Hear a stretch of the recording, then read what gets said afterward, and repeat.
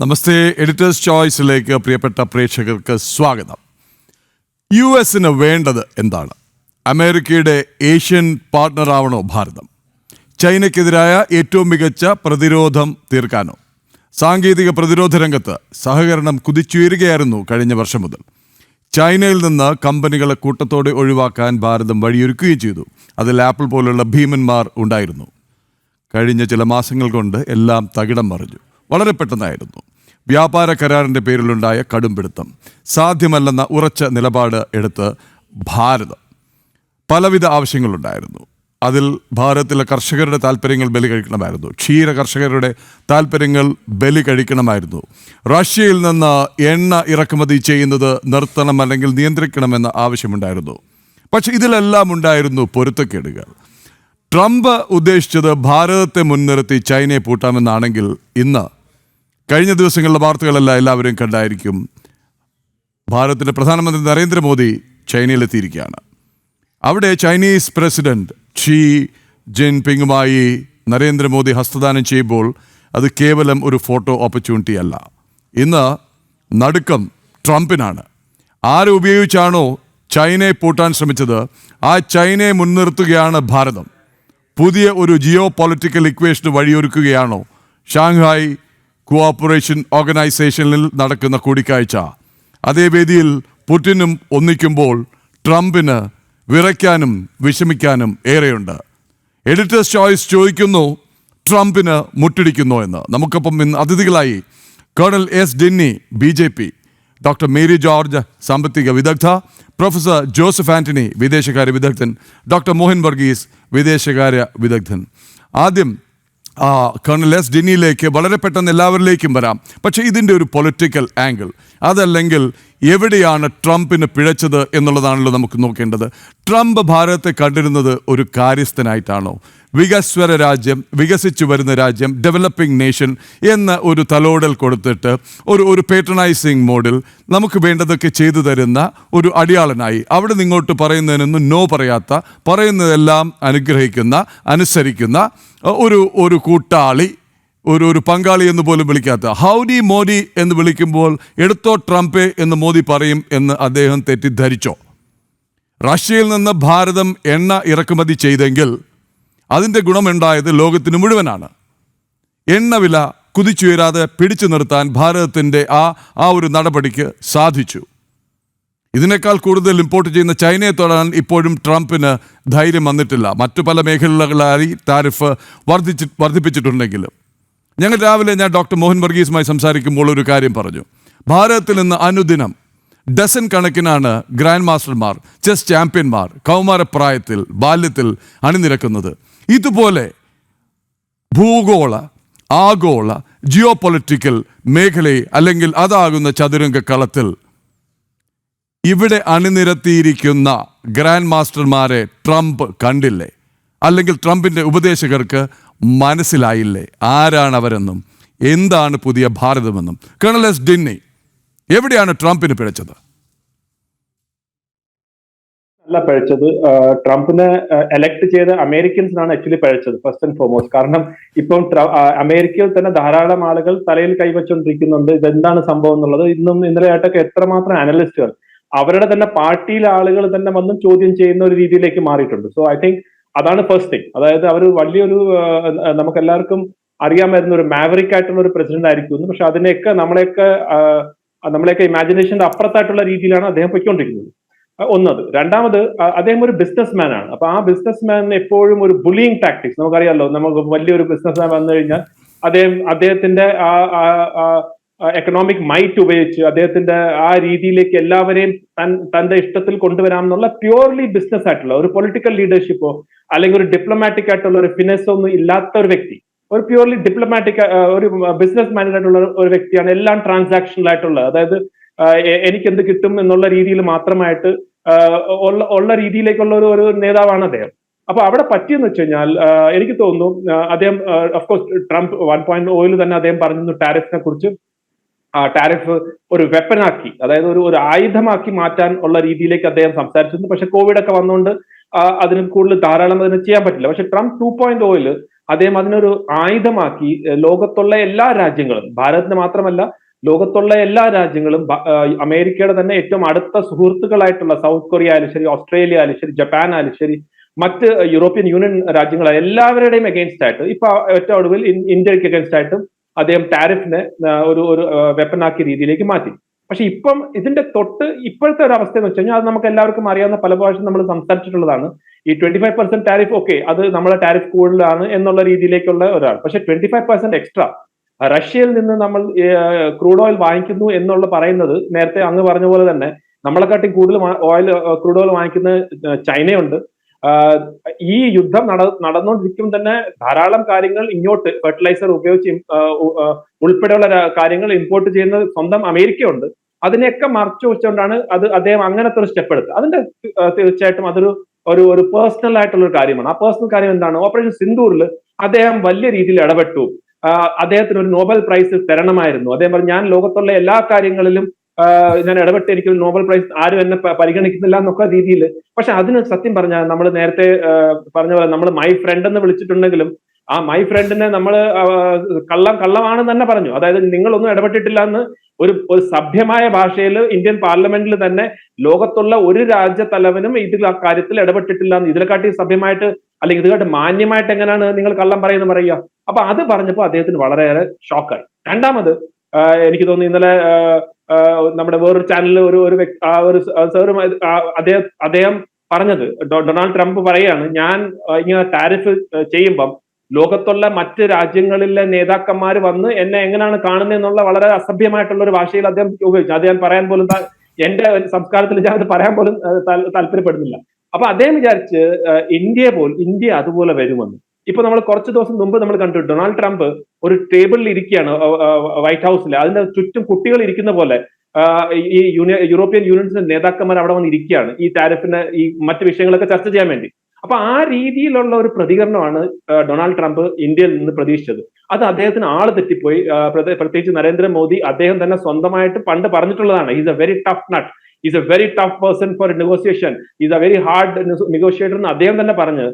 അപ്പൊ ശ്രീ നരേന്ദ്രമോദി എന്താ എടുത്തിട്ടുള്ളത്? വളരെ സ്ട്രാറ്റജിക് ആയിട്ടുള്ള ഒരു സൈലൻസ് ആണ്. അതായത് നമുക്ക് സ്ട്രാറ്റജിക് കമ്മ്യൂണിക്കേഷൻ നമുക്കറിയാം. അതായത് നമ്മളിപ്പം ഓപ്പറേഷൻ സിന്ദൂർ കഴിഞ്ഞ് ബീഹാറിൽ നിന്ന് ലോകത്ത് മൊത്തവും ഇംഗ്ലീഷിലും ഹിന്ദിയിലുമായിട്ട് അദ്ദേഹം, ഞങ്ങൾ ഈ ചെയ്തവരെ ഞങ്ങൾ അത് എവിടെ ആയാലും അവരെ കണ്ടുപിടിക്കും, അവരെ മിട്ടിമേ മിലാതെങ്കിൽ, അതായത് അവരെ ഇല്ലാതാക്കും എന്ന് പറഞ്ഞ് അതൊരു സ്ട്രാറ്റജിക് കമ്മ്യൂണിക്കേഷൻ പോലെ തന്നെ ഇത് ഇപ്പൊ അദ്ദേഹം ചെയ്യുന്നത് ഒരു സ്ട്രാറ്റജിക് സൈലൻസ് ആണ്.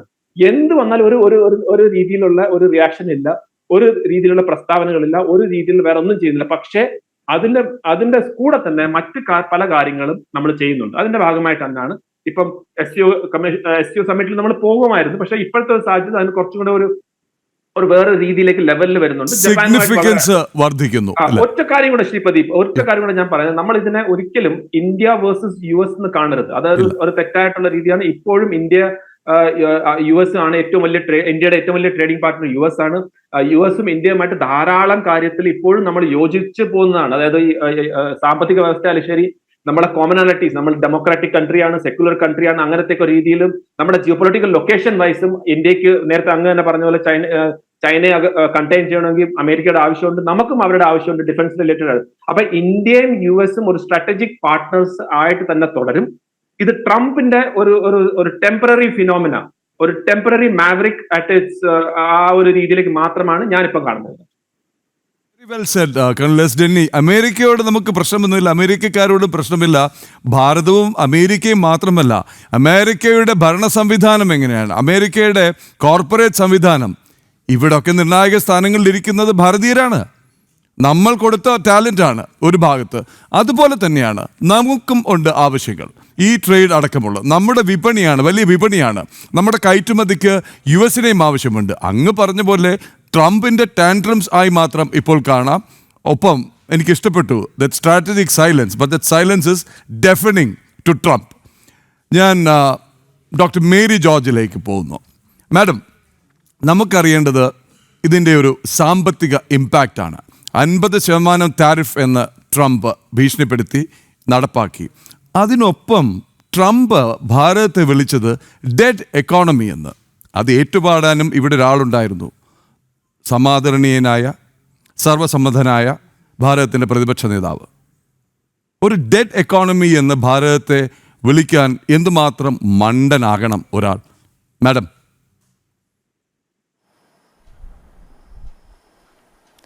അതായത് മിസ്റ്റർ ട്രംപിനെ പറ്റി, ട്രംപ് അതായത് പ്രസിഡൻ്റായിട്ട് സ്ഥാനമേൽക്കുന്നതിന് മുൻപ് ഇലക്ഷൻ പ്രൊപ്പഗാൻഡയുടെ സമയത്ത് തന്നെ അദ്ദേഹം അമേരിക്കക്കാരെ, അതായത് അവിടുത്തെ വൈറ്റ് അമേരിക്കൻസ് ഞാൻ മീൻ ചെയ്യുന്നത്, ആകർഷിക്കാനും അവരുടെ എല്ലാം വോട്ട് നേടാനും വേണ്ടി കൊണ്ടുവന്ന ഒരു മുദ്രാവാക്യമായിരുന്നു മാഗ, മെയ്ക്ക് അമേരിക്ക ഗ്രേറ്റ് അഗെയിൻ. അതുപോലെ മറ്റൊന്നായിരുന്നു ഡോളറിനെ ഏറ്റവും സ്ട്രോങ് കറൻസി ആക്കി നിലനിർത്തുക. ഇങ്ങനെയുള്ള പല മുദ്രാവാക്യങ്ങൾ, ഇത് മാത്രമല്ല വേറെയുമുണ്ട്, ഒക്കെ ഉദ്ധരിച്ച് അമേരിക്കക്കാരൻ അമേരിക്കയെ സ്നേഹിക്കുക എന്ന രീതിയിലൊക്കെ പറഞ്ഞ് അവരെ ഒക്കെ ഇളക്കിയാണ് വോട്ട് മേടിച്ചത്. അതുകൊണ്ട് തന്നെയാണല്ലോ അദ്ദേഹത്തിന് ഏറ്റവും വലിയ, അതായത് ഗ്രേറ്റ് അമേരിക്കനുള്ള അവാർഡൊക്കെ കൊടുത്ത് മാധ്യമങ്ങൾ അദ്ദേഹത്തെ സ്വീകരിച്ചത്. അപ്പോൾ അങ്ങനെ ഇരിക്കെ എന്താണ് അദ്ദേഹം ഇങ്ങനെ, സത്യം പറഞ്ഞാൽ താങ്കൾ പറഞ്ഞതുപോലെ തന്നെ ഒരു മണ്ടൻ ട്രംപ് എന്ന് പറയാൻ എനിക്കും സന്തോഷമുണ്ട്. കാരണം അത്തരം ഒരു വ്യാപാര യുദ്ധം അദ്ദേഹത്തിന് അറിഞ്ഞുകൂടാ. അദ്ദേഹത്തിന് നോബൽ പ്രൈസിന് നെയിം സജസ്റ്റ് ചെയ്യണം എന്നൊക്കെ പറയുമ്പോഴും ആ മണ്ടൻ്റെ മനസ്സിൽ എന്താണ് ഇങ്ങനെയൊക്കെ ഒരു വ്യാപാര യുദ്ധം തുടങ്ങിയാൽ 206ഓളം രാജ്യങ്ങളുണ്ട് UN രജിസ്റ്റർ ചെയ്ത രാജ്യങ്ങൾ. ഈ രാജ്യങ്ങളിലൊക്കെ ജനവാസമില്ലാത്ത സ്ഥലങ്ങളിൽ പോലും, അതായത് ദ്വീപുകളിൽ പോലും ഇദ്ദേഹത്തിൻ്റെ ട്രംപ് ഇമ്പാക്റ്റ് ഉണ്ടാക്കണം എന്ന് വിചാരിച്ചാണ് അദ്ദേഹം കരുക്കൾ നീക്കിയത്.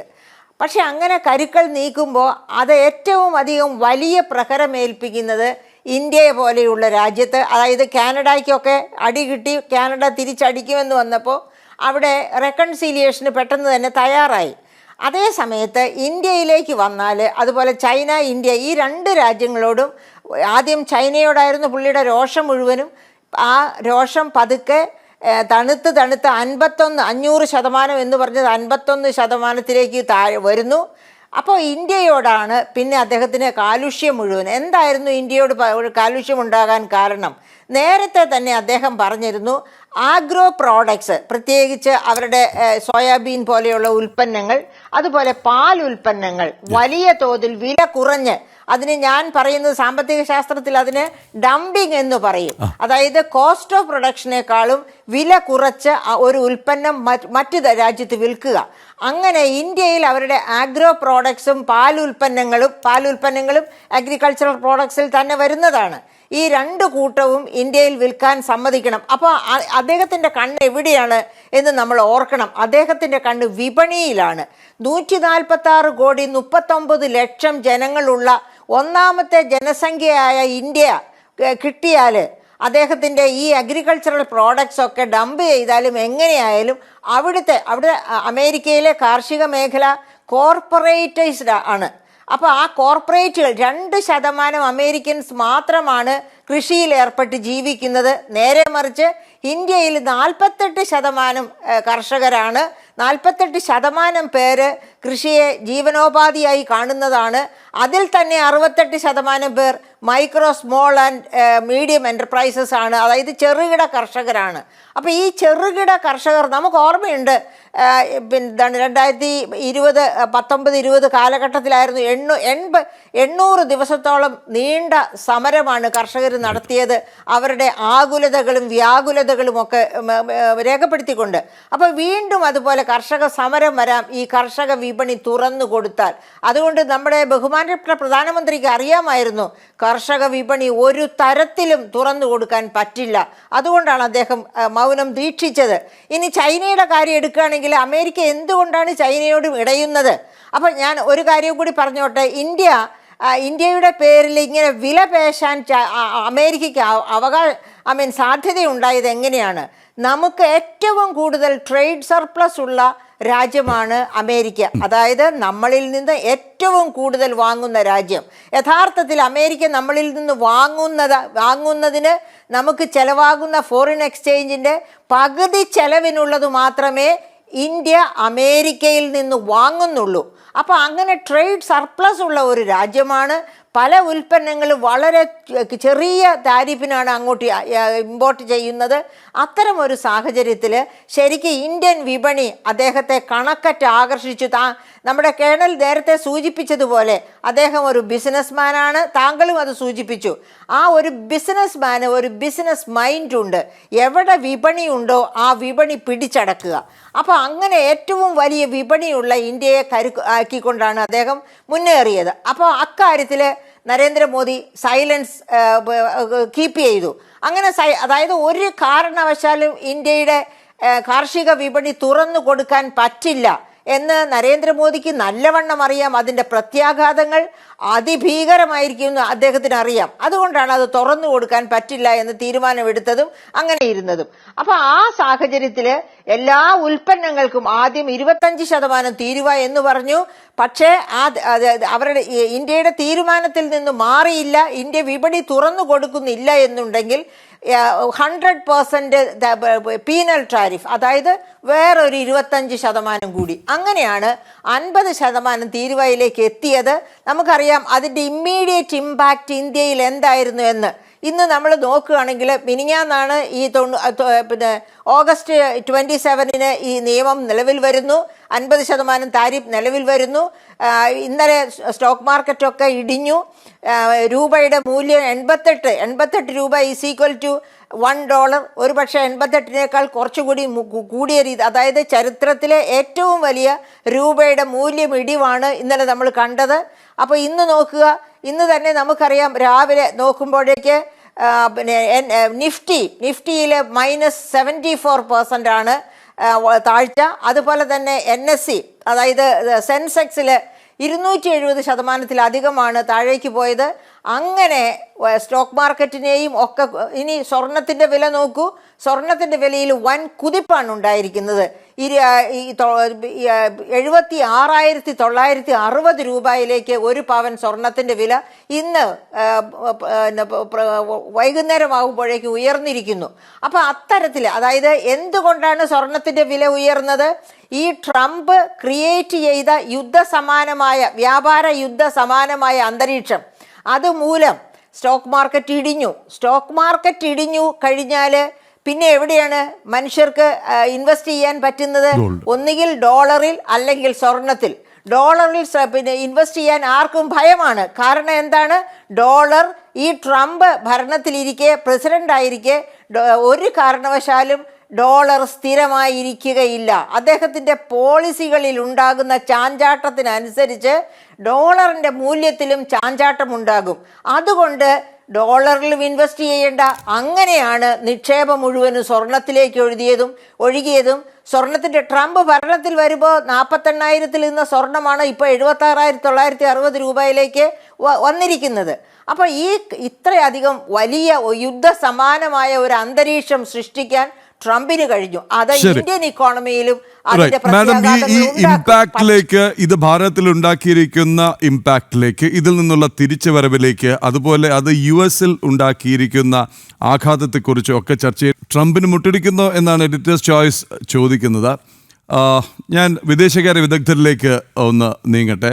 ഡോക്ടർ മോഹൻ വർഗീസ്, കേണൽ ഡിന്നി ആദ്യം ഒരു കാര്യം പറഞ്ഞു, മാഡവും പറഞ്ഞു, ഒരു സൈലൻസ്, സ്ട്രാറ്റജിക് സൈലൻസ്. മോദി ഒന്നും മിണ്ടിയില്ല. പക്ഷേ ഒരു ഭാഗത്ത് ഭാരതത്തിൻ്റെ നയതന്ത്ര ആക്ടിവിറ്റി ഭയങ്കര ചടുലമാവുകയായിരുന്നു. നമ്മൾ ചില സന്ദർശനങ്ങൾ കണ്ടു, പ്രത്യേകിച്ച് മോസ്കോയിലേക്ക്. ആദ്യം NSA അജിത് ഡോവൽ പോകുന്നു, പുടിനുമായി സംഭാഷണം നടത്തുന്നു. വിദേശമന്ത്രി ജയശങ്കർ പോകുന്നു. ഈ 2 സന്ദർശനങ്ങൾക്ക് പിന്നാലെ പുടിൻ ഭാരതം സന്ദർശിക്കാൻ സമ്മതിച്ചു എന്നുള്ള വാർത്ത വരുന്നു. ഒരു ഭാഗത്ത് റഷ്യയിൽ നിന്ന് എണ്ണ ഭാരതം ഇറക്കുമതി ചെയ്യുന്നത് കൊണ്ട് നമുക്ക് ടാരിഫ് ഏർപ്പെടുത്തുന്നു, അധിക ടാരിഫ് ഏർപ്പെടുത്തുന്നു. മറുഭാഗത്ത് ഭാരതം അതേ റഷ്യയിലേക്ക് പോകുന്നു, ആ ബന്ധം ഊഷ്മളമാക്കി നിലനിർത്തുന്നു. 2, ഇന്ന് ഇപ്പോൾ നടക്കുന്ന SCO മുൻകൂട്ടി നിശ്ചയിച്ച പരിപാടിയാണ്. പക്ഷേ മാസങ്ങൾക്ക് മുമ്പേ തീരുമാനിച്ചതാണ് പ്രധാനമന്ത്രി അവിടെ പോകും എന്നുള്ളത്.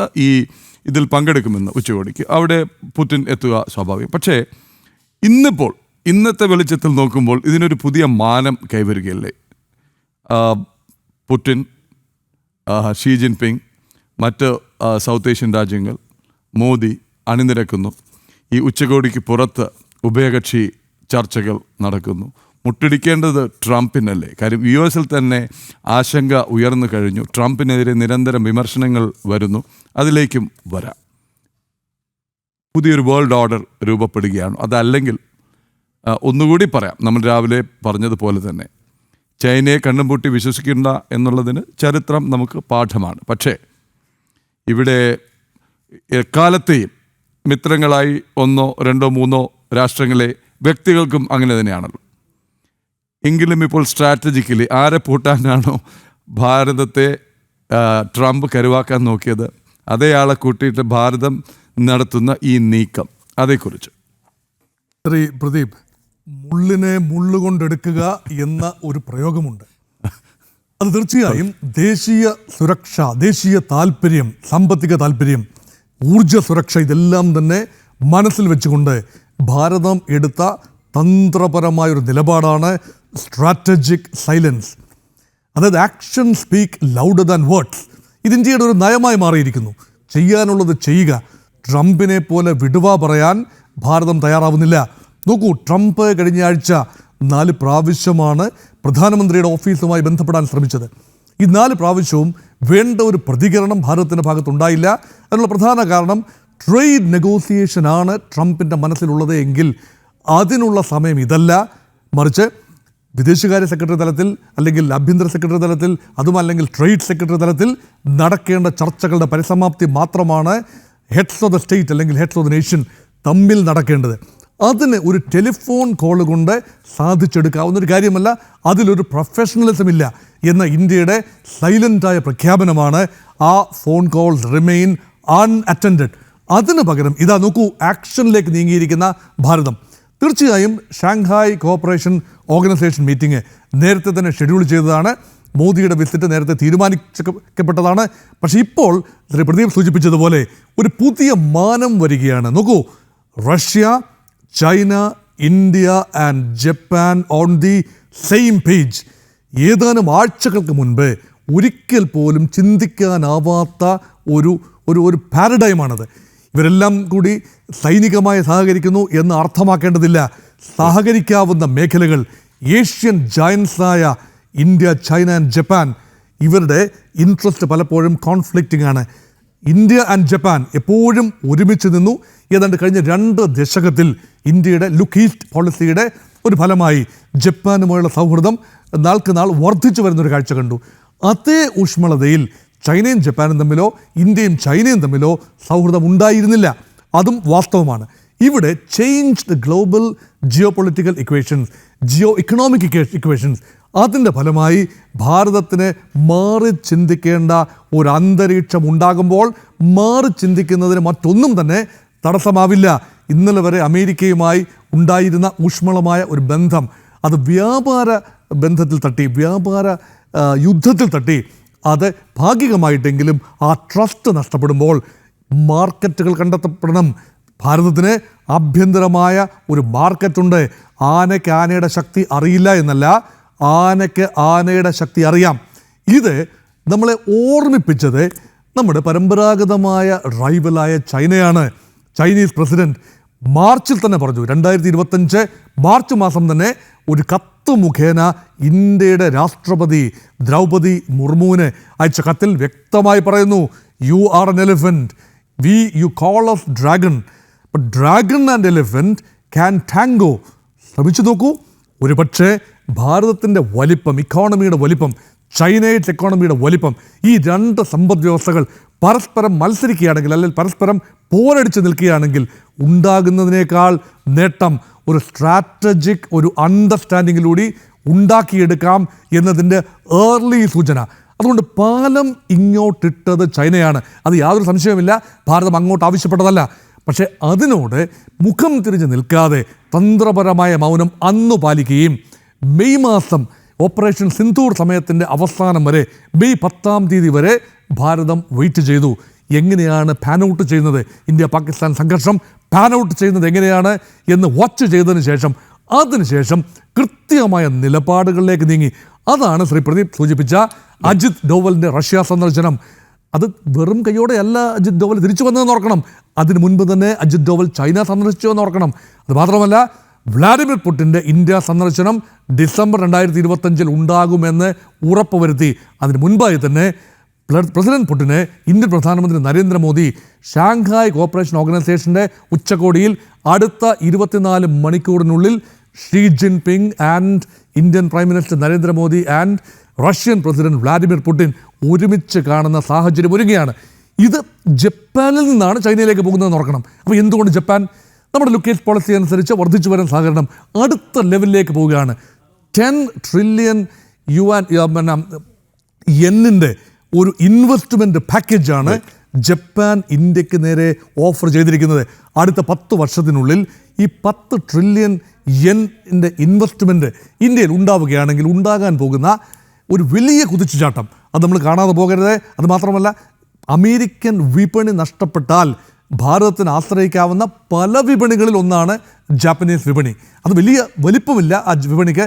യൂറോപ്പ്, അതുപോലെ യുണൈറ്റഡ് കിങ്ഡം, അതുപോലെ മറ്റ് സൗത്ത് ഏഷ്യൻ രാജ്യങ്ങൾ, ജപ്പാൻ, ഇതെല്ലാം തന്നെ ഭാരതത്തിൻ്റെ വിപണി സാധ്യതകൾ വൈപുല്യപ്പെടുത്തുന്നതിൻ്റെ ഭാഗമായി കാണാവുന്നതാണ്.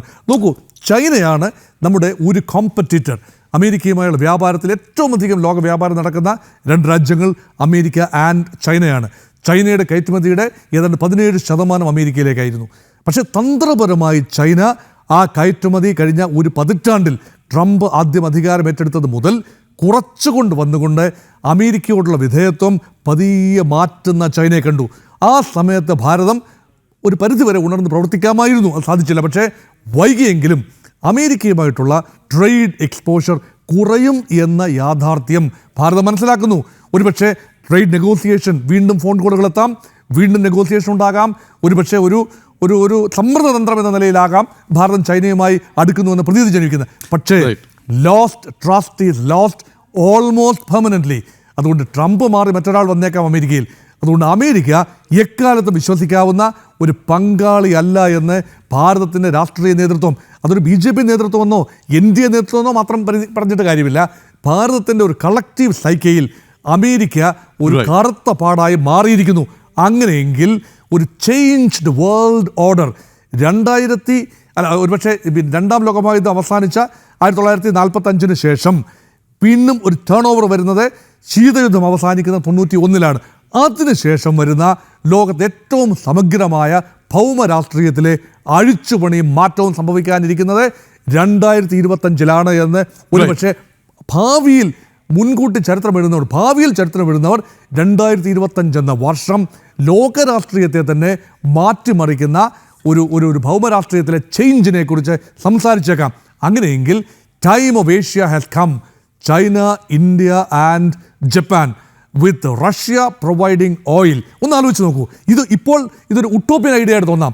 ഇറാനും റഷ്യയും എണ്ണ നൽകുന്ന രാജ്യങ്ങളുടെ പട്ടികയിൽ ചൈനയും ഭാരതവും ജപ്പാനും ഉൾപ്പെടുന്ന ഒരു അന്തരീക്ഷം ഉണ്ടാവുകയാണെങ്കിൽ, അപ്പോൾ you have to iron out a lot of differences.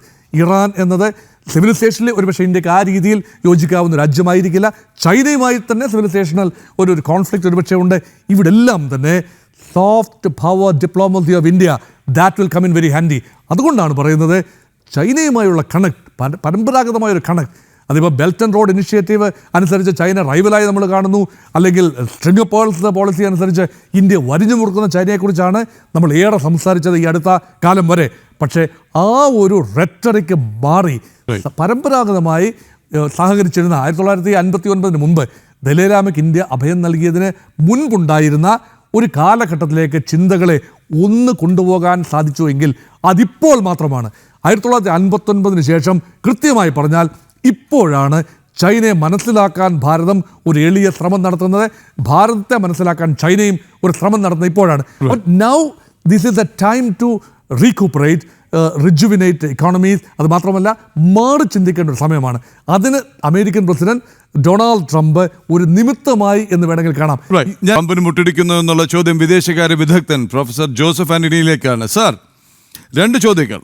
ഒന്ന്, ഈ ചൈനയുടെ ഒരു മുൻകൈ, അല്ലെങ്കിൽ ചൈനീസ് പ്രസിഡന്റ് ഷീ ജിൻപിങ് ഞങ്ങളുണ്ട് കൂടെ എന്ന് പറഞ്ഞ് ഭാരതത്തെ സഹായിക്കാൻ വന്നതൊന്നുമല്ല എന്ന് നമുക്കറിയാം. അങ്ങനെ വല്ലാതെ അവരാരെയും സഹായിക്കുകയുമില്ല. ചരിത്രം നമ്മെ പഠിപ്പിക്കുന്നത് ഇവരെ നമ്പരുത് എന്ന് തന്നെയാണ്. നമുക്ക് നമ്മുടെ പിന്നിൽ ഉണ്ടല്ലോ, പിന്നിൽ നിന്ന് കുത്തിയ കഥ നമ്മുടെ മുന്നിലുണ്ട്. 2, ഈ ചൈന സെൻട്രിക് ആവണമോ? ലോകക്രമം മാറുമ്പോൾ അത് ചൈന സെൻട്രിക്കായി ചൈനയെ മാത്രം ആശ്രയിച്ച് മുന്നോട്ട് നീങ്ങുന്നൊരു അവസ്ഥ. 3, ചൈന വന്നത് ഒരു SOS എന്ന് തന്നെ പറഞ്ഞുകൂടെ? ചൈനയ്ക്ക് മനസ്സിലായി US-ഉം ഭാരതവും ചേർന്ന് ഒരുക്കുന്ന കെണിയിലേക്ക് ചൈന വീണുകൊണ്ടേയിരിക്കുകയാണെന്ന്. US-ഉം ഭാരതവും ചേർന്ന് അവിടെ നിക്ഷേപിച്ചിരുന്ന ആപ്പിൾ അടക്കമുള്ള ഭീമന്മാരുടെ വലിയ വലിയ സപ്ലൈ ചെയിനുകൾ അവിടുന്ന് പുറത്തേക്ക് കൊണ്ടുവരികയാണ്. മേക്ക് ഇൻ ഇന്ത്യ എന്നുള്ള ഭാരതത്തിൻ്റെ നയത്തിനോടനുബന്ധിച്ച് കമ്പനികൾ ഭാരതത്തിലേക്ക് വന്നു തുടങ്ങിയിരിക്കുന്നു. ഈ ഞെരുക്കത്തിൽ ചൈന പെടുന്നുവെന്ന് ചൈനയ്ക്ക് മനസ്സിലായി. അപ്പോൾ തുറന്ന് പറഞ്ഞിരിക്കുകയാണ്, അല്ലാതെ ഞങ്ങൾ കൂടെ നിൽക്കാം എന്നല്ല പറഞ്ഞിരിക്കുന്നത്. ഭാരതവും US-ഉമായി ഉണ്ടാക്കുന്ന കരാറുകൾ ചൈനയ്ക്ക് കൂടി ഭീഷണിയാവുന്നു എന്ന് തുറന്നു പറഞ്ഞു എന്ന് വേണം നമുക്ക് മനസ്സിലാക്കാൻ. ഈ വാർത്ത റിപ്പോർട്ട് ചെയ്തത് ബ്ലൂംബർഗ് എന്ന വാർത്താ ഏജൻസിയാണ്. അങ്ങനെ ചൈന നിൽക്കക്കള്ളി ഇല്ലാതെ ഒന്ന് കൈനീട്ടി എന്ന് വേണ്ടേ കരുതാൻ? 1. 2, ചൈനയെ മാത്രം ആശ്രയിക്കാമോ?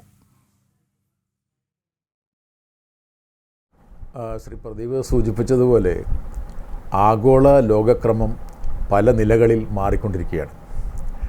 ആഗോള ലോകക്രമം മാറുന്നതിൻ്റെ ഏറ്റവും പ്രധാനപ്പെട്ട കാരണം ആഗോള സാമ്പത്തിക രംഗത്ത് ഉണ്ടായിക്കൊണ്ടിരിക്കുന്ന മാറ്റം കൊണ്ടുകൂടിയാണ്.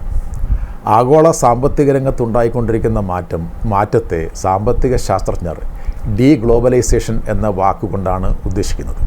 അതായത് ഗ്ലോബലൈസേഷന് എതിരായി സഞ്ചരിക്കുന്ന സാമ്പത്തിക ശാസ്ത്രം എന്നാണ് അതിനെക്കുറിച്ച് നമുക്ക് വളരെ ലളിതമായി പറയാൻ കഴിയുന്നത്. ആ ഡീഗ്ലോബലൈസേഷൻ്റെ ഏറ്റവും ശക്തനായ വക്താവ് കൂടിയാണ് ട്രംപ്. അതുകൊണ്ടാണ് അദ്ദേഹം ഈ പറഞ്ഞ തരത്തിൽ ലോകത്തിനെതിരായിട്ടുള്ള വ്യാപാര യുദ്ധം അല്ലെങ്കിൽ ചുങ്കയുദ്ധം തുടങ്ങിയിരിക്കുന്നത്. അമേരിക്കയുടെ തന്നെ ഒരു പഴമൊഴിയുണ്ട്, നിങ്ങളുടെ കയ്യിലുള്ളത് ഒരു ചുറ്റികയാണെങ്കിൽ നിങ്ങളുടെ മുന്നിലുള്ള എല്ലാ പ്രശ്നങ്ങളും നിങ്ങൾക്കൊരു ആണിയായി തോന്നും എന്ന് പറയും. അതായത് അമേരിക്ക നേരിടുന്ന പ്രശ്നങ്ങളെ മുഴുവൻ ഈ ചുങ്കം ഉപയോഗിച്ചുകൊണ്ട് പരിഹരിച്ച് കളയാം എന്ന വളരെ തെറ്റായ ചിന്ത കൊണ്ട് അല്ലെങ്കിൽ വിശ്വാസത്താൽ നയിക്കപ്പെടുന്ന ഒരു പ്രസിഡൻ്റാണ് അമേരിക്കൻ പ്രസിഡൻറ്റ്. അദ്ദേഹത്തെ ഉപദേശിക്കുന്നത്, അദ്ദേഹത്തിൻ്റെ ട്രേഡ് കാര്യങ്ങളിലെ ഉപദേഷ്ടാവെന്ന് പറയപ്പെടുന്നത് പീറ്റർ നവാരോ എന്ന് പറയപ്പെടുന്ന ഒരു സാമ്പത്തിക ശാസ്ത്രജ്ഞനാണ്. അദ്ദേഹത്തിൻ്റെ സാമ്പത്തിക ശാസ്ത്ര ധാരണകളെക്കുറിച്ച് വളരെ വലിയ അഭിപ്രായ വ്യത്യാസങ്ങളുണ്ട്. അതിന് ഏറ്റവും പ്രധാനപ്പെട്ട കാരണം അദ്ദേഹത്തെ ചിലർ വിളിക്കുന്നത് ഒരു ഫേക്ക്, അതായത് വ്യാജ സാമ്പത്തിക ശാസ്ത്രജ്ഞൻ എന്നാണ്. അതിൻ്റെ കാരണം അദ്ദേഹം ഈ ചൈനയെക്കുറിച്ചും ചൈനയുടെ വരവിനെക്കുറിച്ചും ചൈന അമേരിക്കയുമായി ഉണ്ടാകാൻ പോകുന്ന യുദ്ധങ്ങളെക്കുറിച്ചൊക്കെ സാമ്പത്തിക രംഗത്ത് ഉണ്ടാകാൻ പോകുന്ന യുദ്ധങ്ങളെക്കുറിച്ചൊക്കെ പുസ്തകങ്ങൾ 2 പ്രധാനപ്പെട്ട ഗ്രന്ഥങ്ങൾ 2006 2011 എഴുതിയ വ്യക്തിയാണ്. ഈ പുസ്തകങ്ങളിലൊക്കെ അദ്ദേഹം ഒരു സാമ്പത്തിക ശാസ്ത്രജ്ഞൻ, പ്രമുഖനായ സാമ്പത്തിക ശാസ്ത്രജ്ഞൻ്റെ അഭിപ്രായം എന്നുള്ള നിലയ്ക്ക് കോട്ട് ചെയ്തിട്ടുണ്ട്. അദ്ദേഹത്തിൻ്റെ പേര് റോൺ വാര എന്നാണ്. റോൺ വാര. അപ്പോൾ ഇദ്ദേഹത്തിൻ്റെ അഭിപ്രായത്തിൽ ഇന്നതൊക്കെ സംഭവിക്കും, ലോക സമ്പദ് വ്യവസ്ഥയിൽ ഇങ്ങനെ സംഭവിക്കും, അമേരിക്കയും ചൈനയും തമ്മിലുണ്ടായിരിക്കുന്ന സാമ്പത്തിക രംഗത്ത് ഇന്നതിനൊക്കെ സംഭവിക്കും എന്നുള്ള തരത്തിൽ നിരവധി തവണ കോട്ട് ചെയ്തുകൊണ്ട് അദ്ദേഹത്തിൻ്റെ പുസ്തകത്തിൽ കോട്ട് ചെയ്യുന്നുണ്ട്. അപ്പോൾ സ്വാഭാവികമായിട്ടും മറ്റ് സാമ്പത്തിക ശാസ്ത്രജ്ഞർ ഇങ്ങനെ ഒരു റോൺ വാര എന്ന് പറയുന്ന ഒരു സാമ്പത്തിക ശാസ്ത്രജ്ഞൻ ഉണ്ടോ എന്നുള്ള ഗൗരവമായ അന്വേഷണം നടത്തിയപ്പോൾ അവർക്ക് മനസ്സിലായി ഈ റോൺ വാര എന്ന് പറയുന്ന ഒരു സാമ്പത്തിക ശാസ്ത്രജ്ഞൻ ഇല്ല. അങ്ങനെ ഒരു വിമർശനം ഉന്നയിച്ചപ്പോൾ പീറ്റർ നവാരോ പറഞ്ഞത് ഈ റോൺ വാര എന്ന് പറയുന്ന ഒരു സാമ്പത്തിക ശാസ്ത്രജ്ഞൻ യഥാർത്ഥത്തിലില്ല, എൻ്റെ പേര് ഒന്ന് തിരിച്ചിട്ടുകൊണ്ട് ഞാൻ എൻ്റെ തന്നെ അഭിപ്രായങ്ങളെ വിവരിക്കുകയായിരുന്നു എന്നാണ് പറഞ്ഞത്. എന്ന് പറഞ്ഞാൽ ഈ സത്യസന്ധമായി ഒരു ആശയഗതി പോലും അവതരിപ്പിക്കാനുള്ള ധീരതയില്ലാത്ത, കഴിവില്ലാത്ത ഒരു വ്യക്തിയാണ് പീറ്റർ നവാരോ. അദ്ദേഹമാണ് വാസ്തവത്തിൽ ട്രംപിൻ്റെ ബുദ്ധി ഉപദേശകൻ. ഇപ്പം നമുക്കറിയാം, ഇവിടെ മേരി ജോർജിനെ പോലെയുള്ള സാമ്പത്തിക ശാസ്ത്രജ്ഞകളുണ്ട്. ഈ അന്തർദേശീയ തലത്തിൽ അന്തർദേശീയ വ്യാപാരത്തെ സംബന്ധിച്ച് ഏറ്റവും സമഗ്രമായി പഠിച്ചിട്ടുള്ള ഒരു അമേരിക്കൻ സാമ്പത്തിക ശാസ്ത്രജ്ഞനാണ് പോൾ ക്രഗ്മാൻ എന്ന് പറയുന്നത്. ആ പോൾ ക്രഗ്മാൻ അദ്ദേഹത്തിൻ്റെ ആ പഠനങ്ങളെ അടിസ്ഥാനപ്പെടുത്തി സാമ്പത്തിക ശാസ്ത്രത്തിനുള്ള നൊബേൽ സമ്മാനം വരെ ലഭിച്ചിട്ടുള്ള ആളാണ്. ഇദ്ദേഹത്തിൻ്റെ ഈ തലതിരിഞ്ഞ ഈ ചുങ്കം ഉപയോഗിച്ചുകൊണ്ട് അമേരിക്കൻ സമ്പദ് വ്യവസ്ഥയെ ശരിയാക്കി കളയാം എന്ന് പറയുന്ന ചിന്താഗതിയെ അതിനിശ്ചിതമായി വിമർശിച്ചു കൊണ്ടിരിക്കുന്ന ആളാണ്. സാമ്പത്തിക ശാസ്ത്രത്തിന് തന്നെ നൊബേൽ സമ്മാനം ലഭിച്ചിട്ടുള്ള ജോസഫ് സ്റ്റീഗ്ലിറ്റ്സ് എന്ന് പറയുന്ന സാമ്പത്തിക ശാസ്ത്രജ്ഞനും ഇദ്ദേഹത്തിൻ്റെ തലതിരിഞ്ഞ സാമ്പത്തിക ശാസ്ത്രത്തെ വിമർശിക്കുന്നവരാണ്. ജിം ഒനീൽ എന്ന് പറയുന്ന സാമ്പത്തിക ശാസ്ത്രജ്ഞൻ ഇദ്ദേഹത്തിൻ്റെ സാമ്പത്തിക നയത്തെ വിമർശിക്കുന്നുണ്ട്. ജെഫ്രി സാക്സ് എന്ന് പറയുന്ന ആൾ വിമർശിക്കുന്നുണ്ട്. എന്ന് പറഞ്ഞാൽ ഈ സാമ്പത്തിക ശാസ്ത്രത്തിൻ്റെ അടിസ്ഥാന തത്വങ്ങൾ അറിയുന്നവരാരും തന്നെ ഈ ചുങ്കം ഉപയോഗിച്ചുകൊണ്ട് ഒരു രാജ്യത്തിൻ്റെ സമ്പദ് വ്യവസ്ഥയെ ശരിയാക്കാം എന്ന് വിശ്വസിക്കുന്നില്ല. അതിൻ്റെ മറ്റൊരു ഈ സാമ്പത്തിക നയത്തിൽ അല്ലെങ്കിൽ ഈ വ്യാപാര ചുങ്കത്തിൽ മറ്റൊരു രാഷ്ട്രീയം ഉള്ളടങ്ങിയിട്ടുണ്ട് എന്നുകൂടി നാം മനസ്സിലാക്കണം. ആ രാഷ്ട്രീയം എന്ന് പറയുന്നത് ഈ ഡീഗ്ലോബലൈസേഷൻ്റെ ഫലമായിട്ട് ലോകത്തുണ്ടായിരിക്കുന്ന ഒരു രാഷ്ട്രീയ പ്രതിഭാസമാണ് ഈ സോവറിൻ നാഷണലിസം എന്ന് പറയുന്ന ആശയം. ആ സോവറിൻ നാഷണലിസത്തിൻ്റെ ഏറ്റവും പ്രധാനപ്പെട്ട ഒരു ആശയഗതിയാണ് പ്രൊട്ടക്ഷനിസം എന്ന് പറയുന്നത്. പ്രൊട്ടക്ഷനിസം ഒരാശയമാണ്. ആഗോള രാഷ്ട്രീയ അന്തർദേശീയ സ്ഥാപനങ്ങളെ അംഗീകരിക്കാതിരിക്കൽ, അതിൽ നിന്ന് പുറത്തു പോകൽ മറ്റൊരു ആശയമാണ്. അപ്പോൾ ഈ തരത്തിൽ അതിൻ്റെ ഏറ്റവും പ്രധാനപ്പെട്ടത് ഈ പ്രൊട്ടക്ഷനിസം എന്ന് പറയുന്ന ആശയമാണ്. ആ പ്രൊട്ടക്ഷനിസം എന്ന് പറയുന്ന ആശയത്തിൻ്റെ ഒരു അടിസ്ഥാനത്തിലാണ് വാസ്തവത്തിൽ ഈ ലോകത്തിൻ്റെ ഉൽപ്പന്നങ്ങളുടെ എല്ലാം മുകളിൽ ഉപരോധങ്ങൾ ഏർപ്പെടുത്തുക, പിന്നെ അതുപോലെ തന്നെ ഈ ആൻറ്റി ഇമിഗ്രേഷൻ പോലെയുള്ള നയങ്ങൾ, ഇന്ത്യക്കാരൊന്നും ഇനി വേണ്ട, ഈ ഇന്ത്യക്കാരായിട്ട് ഈ H1B വിസ പോലെയുള്ള കാര്യങ്ങളുമായി വന്നു നിൽക്കുന്ന ആളുകളുടെ കുഞ്ഞുങ്ങൾ അമേരിക്കയിൽ ജനിച്ചാൽ പോലും അവർക്ക് പൗരത്വം കൊടുക്കില്ല. ഈ പറഞ്ഞ തരത്തിലുള്ള നയങ്ങളെല്ലാം ഈ പറഞ്ഞ ഈ ആശയഗതിയുടെ ഫലമായിട്ട് വന്നതാണ്. അപ്പോൾ അങ്ങനെ ചിന്തിക്കുന്ന ഒരു ഭരണാധികാരിയാണ് വാസ്തവ ട്രംപ്. ട്രംപ് ഇപ്പോൾ തെറ്റായിട്ട് വിചാരിച്ചു വെച്ചിരിക്കുന്ന മറ്റൊരു വളരെ പ്രധാനപ്പെട്ട അപകടകരമായ കാര്യം, അമേരിക്ക അദ്ദേഹം ശ്രമിക്കുന്നത് മേക്ക് അമേരിക്ക ഗ്രേറ്റ് അഗെയിൻ എന്ന് പറഞ്ഞുകൊണ്ടാണല്ലോ. അപ്പോൾ അദ്ദേഹം ഇപ്പോൾ ചിന്തിക്കുന്നത് വാസ്തവത്തിൽ അമേരിക്ക ഒരു ആഗോള ഗ്ലോബൽ എംപയറാണ്. ആഗോള സാമ്രാജ്യമായി അമേരിക്ക മാറിയിരിക്കുന്നു. അങ്ങനെ മാറിയ ആഗോള സാമ്രാജ്യമായി മാറിയ അമേരിക്കയുടെ ആഗോള ചക്രവർത്തിയാണ് ഞാൻ. അതുകൊണ്ട് ഞാൻ പറയുന്നതനുസരിച്ച് എല്ലാവരും അനുസരിച്ച് കൊള്ളണം എന്നുള്ള ചിന്തയിലേക്ക് അദ്ദേഹം പോകുന്നത് കൊണ്ടാണ് അദ്ദേഹം പറഞ്ഞത്, ഞാൻ ഡെൻമാർക്കിൻ്റെ കയ്യിലുള്ള ഗ്രീൻലാൻഡ് ഞാൻ എടുക്കാൻ പോവുകയാണ്, പനാമ എന്ന് പറയുന്ന രാജ്യത്തിൻ്റെ കയ്യിലുള്ള പനാമ കനാൽ ഞാൻ എടുക്കാൻ പോവുകയാണ്, പലസ്തീൻ എന്ന് പറയുന്ന പ്രദേശത്തെ ഞാൻ എടുത്തുകൊണ്ട് അത് വിനോദ വിശ്രമ കേന്ദ്രമാക്കാൻ പോവുകയാണ്, ഈ അമേരിക്കയുടെ തൊട്ടടുത്ത് കിടക്കുന്ന കാനഡ ഞാൻ എടുത്ത് 51ാമത്തെ രാഷ്ട്രമാക്കാൻ പോവുകയാണ്. ഈ പറഞ്ഞ തരത്തിലുള്ള ചിന്തയിലേക്ക് ഒരു ഡെല്യൂഷൻ, ഈ ജെഫ്രി സാക്സിനെ പോലെയുള്ള ആളുകൾ പറയും, ഈ സ്വപ്നലോകത്ത് ജീവിക്കുന്ന ഒരു വ്യക്തിയായി ഇദ്ദേഹം മാറിയിട്ടുണ്ട്.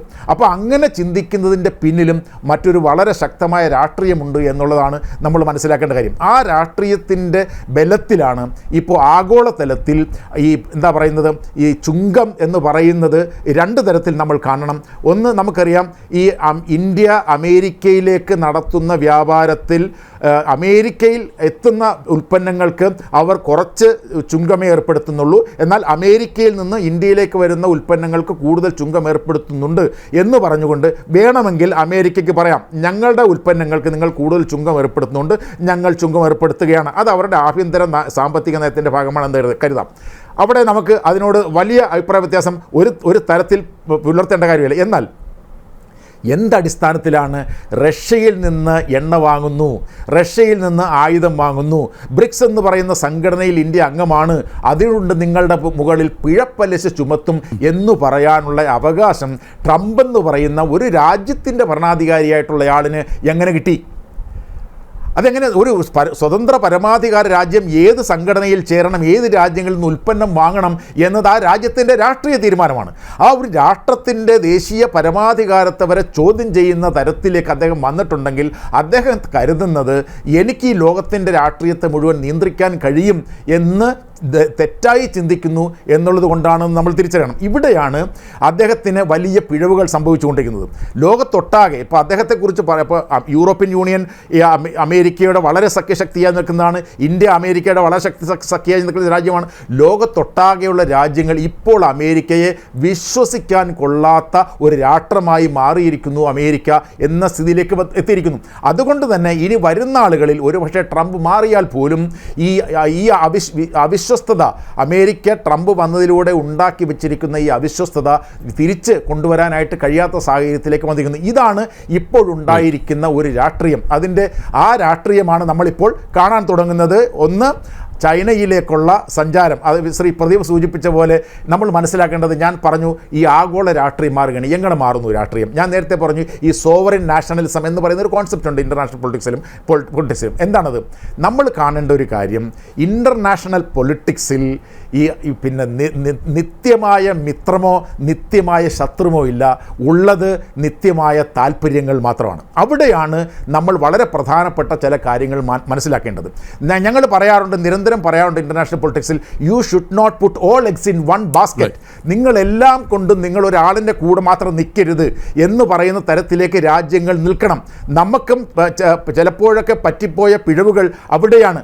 ഈ അമേരിക്കയെ പരിപൂർണമായി വിശ്വസിച്ചുകൊണ്ട് ഈ ചൈന പോലുള്ള രാജ്യങ്ങൾക്കെതിരായ ചില നിലപാടുകളിലേക്ക് വരുന്നു എന്ന ചിന്ത ദ്യോതിപ്പിക്കുന്ന തരത്തിലേക്ക് കാര്യങ്ങൾ വന്നത് അവിടെയാണ്. ഇവിടെ നമ്മൾ കാണേണ്ട ഒരു കാര്യം, ചൈന എന്ന് പറയുന്ന രാജ്യം ഇന്ത്യയെ സഹായിച്ച് ഇന്ത്യയെ കൂടെ നിർത്തും എന്ന് വിശ്വസിക്കരുത്. അമേരിക്ക എന്ന് പറയുന്ന രാജ്യവും ഇന്ത്യയുടെ കൂടെ നിന്ന് ഇന്ത്യയെ സഹായിക്കുമെന്ന് വിശ്വസിക്കരുത്. അപ്പം നാം കാണേണ്ട കാര്യം ഈ റിയലിസ്റ്റ് പൊളിറ്റിക്സ് ആണ്. ചൈനയ്ക്ക് ചൈനയുടേതായ താല്പര്യം, അമേരിക്കയുടെ താല്പര്യം, ഇന്ത്യക്ക് ഇന്ത്യയുടേതായ താല്പര്യം. അപ്പോൾ ഈ താല്പര്യങ്ങൾ എങ്ങനെയൊക്കെ സംരക്ഷിക്കാം? നമുക്കറിയാം ചൈനയാണ് വാസ്തവത്തിൽ പാകിസ്ഥാനേക്കാൾ വലിയ വെല്ലുവിളി ഇന്ത്യക്ക്. കാരണം ഇന്ത്യ ചൈന അതിർത്തി തർക്കമുണ്ട്, ടിബറ്റിൻ്റെ തർക്കമുണ്ട്, വ്യാപാര കരാർ, നമ്മുടെ ഈ ഇന്ത്യയുടെ ആഗോള വ്യാപാര കരാറിൽ ഏറ്റവും അധികം വ്യാപാര കമ്മിയുള്ളത് ചൈനയുമായിട്ടാണ്. ബെൽറ്റ് റോഡ് ഇനിഷ്യേറ്റീവിൻ്റെ പ്രശ്നമുണ്ട്, ചൈനയുടെ സൗത്ത് ഏഷ്യയിലെ നയങ്ങളുടെ പ്രശ്നമുണ്ട്. അങ്ങനെ നിരവധിയായ പ്രശ്നങ്ങൾ. നമ്മുടെ ഐക്യരാഷ്ട്ര സംഘടനയിൽ സെക്യൂരിറ്റി കൗൺസിൽ മെമ്പർ ആകുന്നതിന് തടസ്സമായിട്ട് നിൽക്കുന്നത് ചൈനയാണ്. അപ്പോൾ ഈ തരത്തിലുള്ള നിരവധി പ്രശ്നങ്ങൾ, പാകിസ്ഥാനുമായിട്ടുള്ളതിൻ്റെ എത്രയോ കൂടുതൽ പ്രശ്നങ്ങളുള്ള രാജ്യമാണ് ചൈന. എന്നാൽ നമ്മൾ മനസ്സിലാക്കേണ്ട ഒരു കാര്യം, ഒരു രാജ്യത്തിന് അയൽ രാജ്യത്തെ മാറ്റിയെടുക്കാനായിട്ട് പറ്റില്ല, മാറ്റാൻ പറ്റില്ല. അയൽ രാജ്യം എന്നുള്ളതൊരു യാഥാർത്ഥ്യമാണ്. ചൈന യാഥാർത്ഥ്യമാണ്, പാകിസ്ഥാൻ യാഥാർത്ഥ്യമാണ്, മാലദ്വീപ് യാഥാർത്ഥ്യമാണ്, ബംഗ്ലാദേശ്, ഇതെല്ലാം യാഥാർത്ഥ്യമാണ്. അതുകൊണ്ട് നമ്മൾ ചെയ്യേണ്ടത് എന്താണ്? നമ്മൾ രാജ്യങ്ങൾ തമ്മിൽ പ്രശ്നങ്ങൾ ഉണ്ടാവാം, വ്യത്യസ്തങ്ങളായ താല്പര്യങ്ങൾ രാജ്യങ്ങൾക്കുണ്ടെങ്കിൽ, വ്യത്യസ്തങ്ങളായ പ്രത്യയശാസ്ത്രങ്ങളാൽ നയിക്കപ്പെടുന്ന രാജ്യങ്ങളുണ്ടെങ്കിൽ ആ രാജ്യങ്ങളുടെ താല്പര്യങ്ങളും വ്യത്യസ്തമാവും. ആ താല്പര്യങ്ങൾ സംഘട്ടനത്തിലേക്ക് പോകാതെ, സംഘർഷങ്ങളിലേക്ക് പോകാതെ, വെല്ലുവിളിയായിട്ട് ചലഞ്ചായിട്ട് എടുത്തുകൊണ്ട് അമേരിക്കയും ചൈനയുമാണല്ലോ ലോകത്തെ ഏറ്റവും വലിയ ശത്രു രാജ്യങ്ങളായിട്ട് നിൽക്കുന്നത്. ഈ അമേരിക്കയും ചൈനയും ശത്രു രാജ്യങ്ങളായിട്ട് നിൽക്കുമ്പോൾ തന്നെ ലോകത്തെ ഏറ്റവും അധികം വ്യാപാരം നടത്തുന്ന രണ്ട് രാജ്യങ്ങളാണ് അമേരിക്കയും ചൈനയും പരസ്പരം. അപ്പം നമ്മൾ മനസ്സിലാക്കേണ്ട കാര്യം, ഇതുപോലെ തന്നെ പ്രശ്നങ്ങളുണ്ട് ഇന്ത്യയും ചൈനയും തമ്മിൽ. ഞാൻ ഈ പറഞ്ഞ തരത്തിലുള്ള പ്രശ്നങ്ങളെല്ലാം ഉണ്ട്. ഈ പ്രശ്നങ്ങൾ നിൽക്കുമ്പോൾ തന്നെ നമുക്ക് സഹകരിക്കാവുന്ന നിരവധി മേഖലകളുണ്ട്. നമ്മൾ ആ ചൈന എന്ന് പറയുന്ന രാജ്യവുമായി സഹകരിച്ചുകൊണ്ടിരിക്കുകയായിരുന്നു. എന്നാൽ 2020 ഗാൽവൻ സംഭവം ഉണ്ടായതിനു ശേഷം നമ്മൾ എന്താ ചെയ്തത്? നമ്മൾ പറഞ്ഞു അവരുടെ ആപ്പുകളെല്ലാം നിർത്തണം, ചൈനയുടെ ഇൻവെസ്റ്റ്മെൻറ്റുകളെല്ലാം നിർത്തണം, ചൈനയുടെ ഇറക്കുമതികളെല്ലാം നിർത്തണം. ഈ തരത്തിൽ നമ്മൾ വളരെ തെറ്റായ ഒരു സമീപനത്തിലേക്ക് പോയി. എന്തുകൊണ്ട് തെറ്റായ സമീപനം പറയുന്നു ഞാൻ?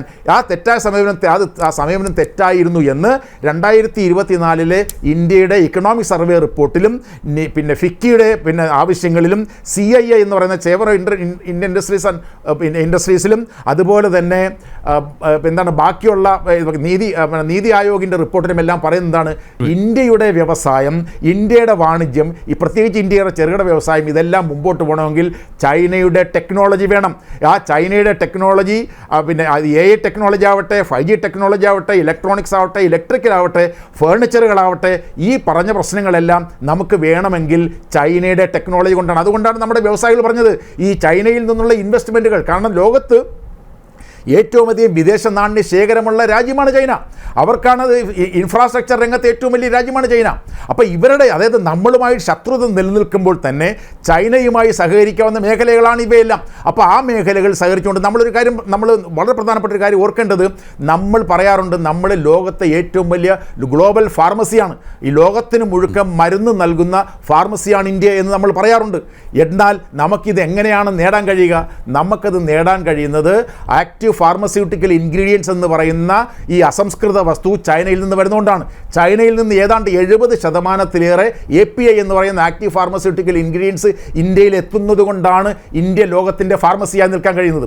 ഞാൻ പറഞ്ഞു വരുന്നത്, ഈ തരത്തിൽ നമ്മുടെ ഇലക്ട്രിക്കൽ മേഖല, ഇലക്ട്രോണിക്സ് മേഖല, ഈ മേഖലകളിൽ നമ്മുടെ ഇലക്ട്രിക്കൽ വെഹിക്കിൾസിൻ്റെ മേഖല, ഇവിടെയെല്ലാം കേരളത്തിൽ പോലും ഫർണിച്ചറുകൾ, ഇങ്ങനെയൊക്കെയുള്ള പാവകൾ പോലും നമുക്കറിയാം ചൈനയിൽ നിന്ന് വരുന്നുണ്ട്. അപ്പോൾ നമ്മുടെ ഈ രാജ്യത്തിൻ്റെ വ്യവസായവും വാണിജ്യവും വളരാൻ അവരുടെ ഇൻവെസ്റ്റ്മെൻറ്റ് ഗുണകരമാണ് എങ്കിൽ അത് നമ്മൾ സ്വീകരിക്കാനായിട്ട് തയ്യാറാവണം. അപ്പോൾ പോലും നമ്മൾ കരുതേണ്ട കാര്യം നമ്മുടെ അതിർത്തി സംരക്ഷിക്കുന്നതിൽ നമ്മൾ ജാഗരൂകരായിരിക്കണം. അതുപോലെ തന്നെ ചൈനയെ മാത്രം ഞാൻ നേരത്തെ പറഞ്ഞ പോലെ അമേരിക്കയെ മാത്രം വിശ്വസിച്ചുകൊണ്ട് നിൽക്കരുത് എന്ന് പറയുന്ന പോലെ ചൈനയെ മാത്രം വിശ്വസിച്ചുകൊണ്ട് നിൽക്കാൻ പാടില്ല. അതോടൊപ്പം നമ്മൾ ചെയ്യേണ്ട കാര്യം, ഇപ്പോൾ നമുക്ക് ഈ പ്രതിസന്ധി വന്നു, എങ്ങനെ നമുക്ക് ഈ പ്രതിസന്ധിയെ പരിഹരിക്കാം?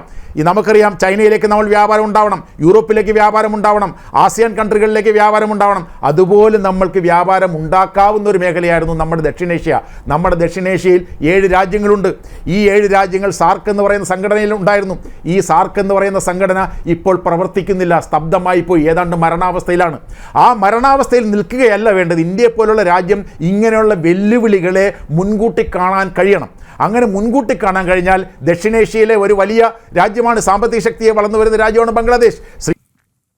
കേണൽ ഡിന്നിയിലേക്ക് ഒരിക്കൽ കൂടി. കേണൽ ഡിന്നി, ഇതിൻ്റെ ഒരു ആകെത്തുക ഞാൻ നോക്കിയിട്ട് തിരിഞ്ഞു കൊത്തിയോ താരിഫ് എന്നാണ് എഡിറ്റേഴ്സ് ചോയ്സ് ചോദിച്ചത്.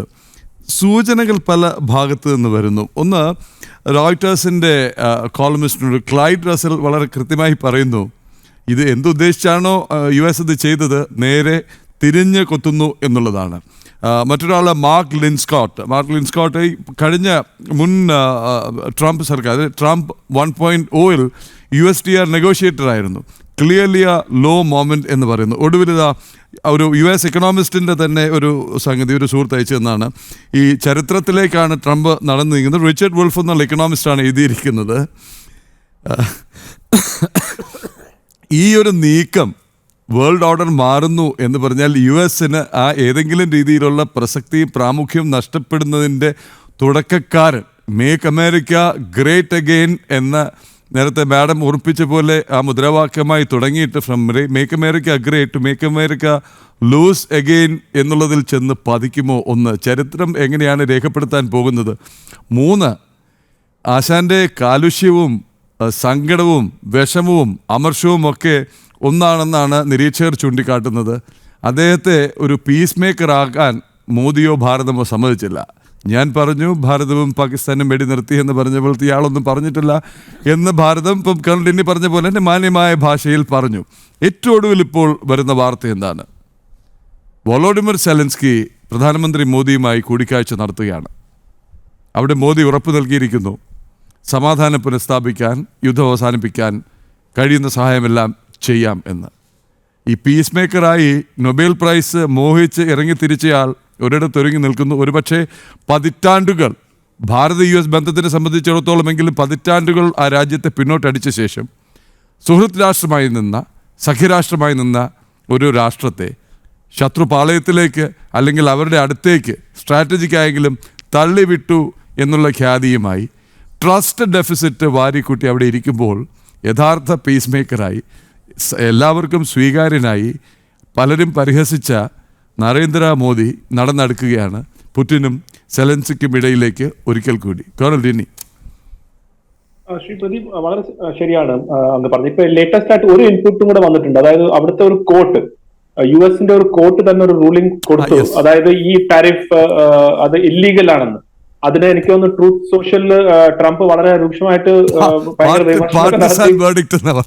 അതെ, പാർട്ടിസാൻ വേർഡിക്റ്റ് ആണ്. അദ്ദേഹം അതാണ് നമ്മളെല്ലാം പറഞ്ഞ കാര്യം തന്നെയാണ് അദ്ദേഹം തന്നെ പറഞ്ഞത്. അതായത് tariff is a weapon to save America. ഒന്ന് ആലോചിച്ച് നോക്കുക, അദ്ദേഹം തന്നെ അത് തുറന്നു പറയുകയാണ്. Donald Trump tariff is a weapon to save America and അതിന്റെ എക്കോണമിയെ സേവ് ചെയ്യണം എന്നുള്ള രീതിയിലാണ് അദ്ദേഹം പറഞ്ഞത്. അപ്പൊ ആ മൈൻഡ് സെറ്റ് ആണ് അത് കാണിക്കുന്നത്. അപ്പം നേരത്തെ പലരും പറഞ്ഞ പോലെ അമേരിക്കയിൽ തന്നെ ഇത് ധാരാളം ഒരു ചർച്ച ചെയ്യുന്നുണ്ട്. ജോസഫ് ആന്റണി സർ പറഞ്ഞ പോലെ ഇതൊരു പൊളിറ്റിക്കൽ ആയിട്ടുള്ള ഒരു ആംഗിൾ അതിനകത്തുണ്ട്. പക്ഷെ അതിൽ തന്നെ ഈ കോമൺ സെൻസ് എന്ന് പറഞ്ഞിട്ടൊരു കാര്യം ഉണ്ടായതുകൊണ്ട് ധാരാളം ആളുകൾ അതിനെ പ്രൊട്ടസ്റ്റ് ചെയ്യുന്നു, അതിനെ അഗേൻസ്റ്റ് ആയിട്ട് വരുന്നുണ്ട്. ആൻഡ് പലരും ആക്ച്വലി ഇനി ഒരു 3 വർഷം എങ്ങനെ ഇതിനെ സഹിച്ച് മുന്നോട്ട് കൊണ്ടുപോകാം എന്നുള്ള രീതിയിലേക്ക് വെയിറ്റ് ചെയ്യുക. അതാണ് എനിക്കൊന്ന് യൂറോപ്യൻ യൂണിയന്റെ ഒരു ലൈൻ. അതുകൊണ്ടാണ് അവർ ഇപ്പൊ തൽക്കാലത്തേക്ക് ഡൊണാൾഡ് ട്രംപ് എന്താ പറഞ്ഞ് എവിടെ സൈൻ ചെയ്യണം അങ്ങനെയൊക്കെ രീതിയിലേക്ക് അവർ പോകുന്നുണ്ട്. കാരണം നാറ്റോ അവർക്ക് ആവശ്യമാണ്. ഡൊണാൾഡ് ട്രംപ് പറഞ്ഞു ഞാനൊന്നും പ്രൊട്ടക്ട് ഒന്നും ചെയ്യാൻ പോകുന്നില്ല എന്ന് പറഞ്ഞു. സഡൻലി സെലൻസ്കി റിയലൈസ് ചെയ്തു അദ്ദേഹത്തിന് ഒരു മിസൈലും ഒന്നും കിട്ടാൻ പോകുന്നില്ല എന്നൊക്കെ ഉള്ള രീതിയിൽ പറഞ്ഞു.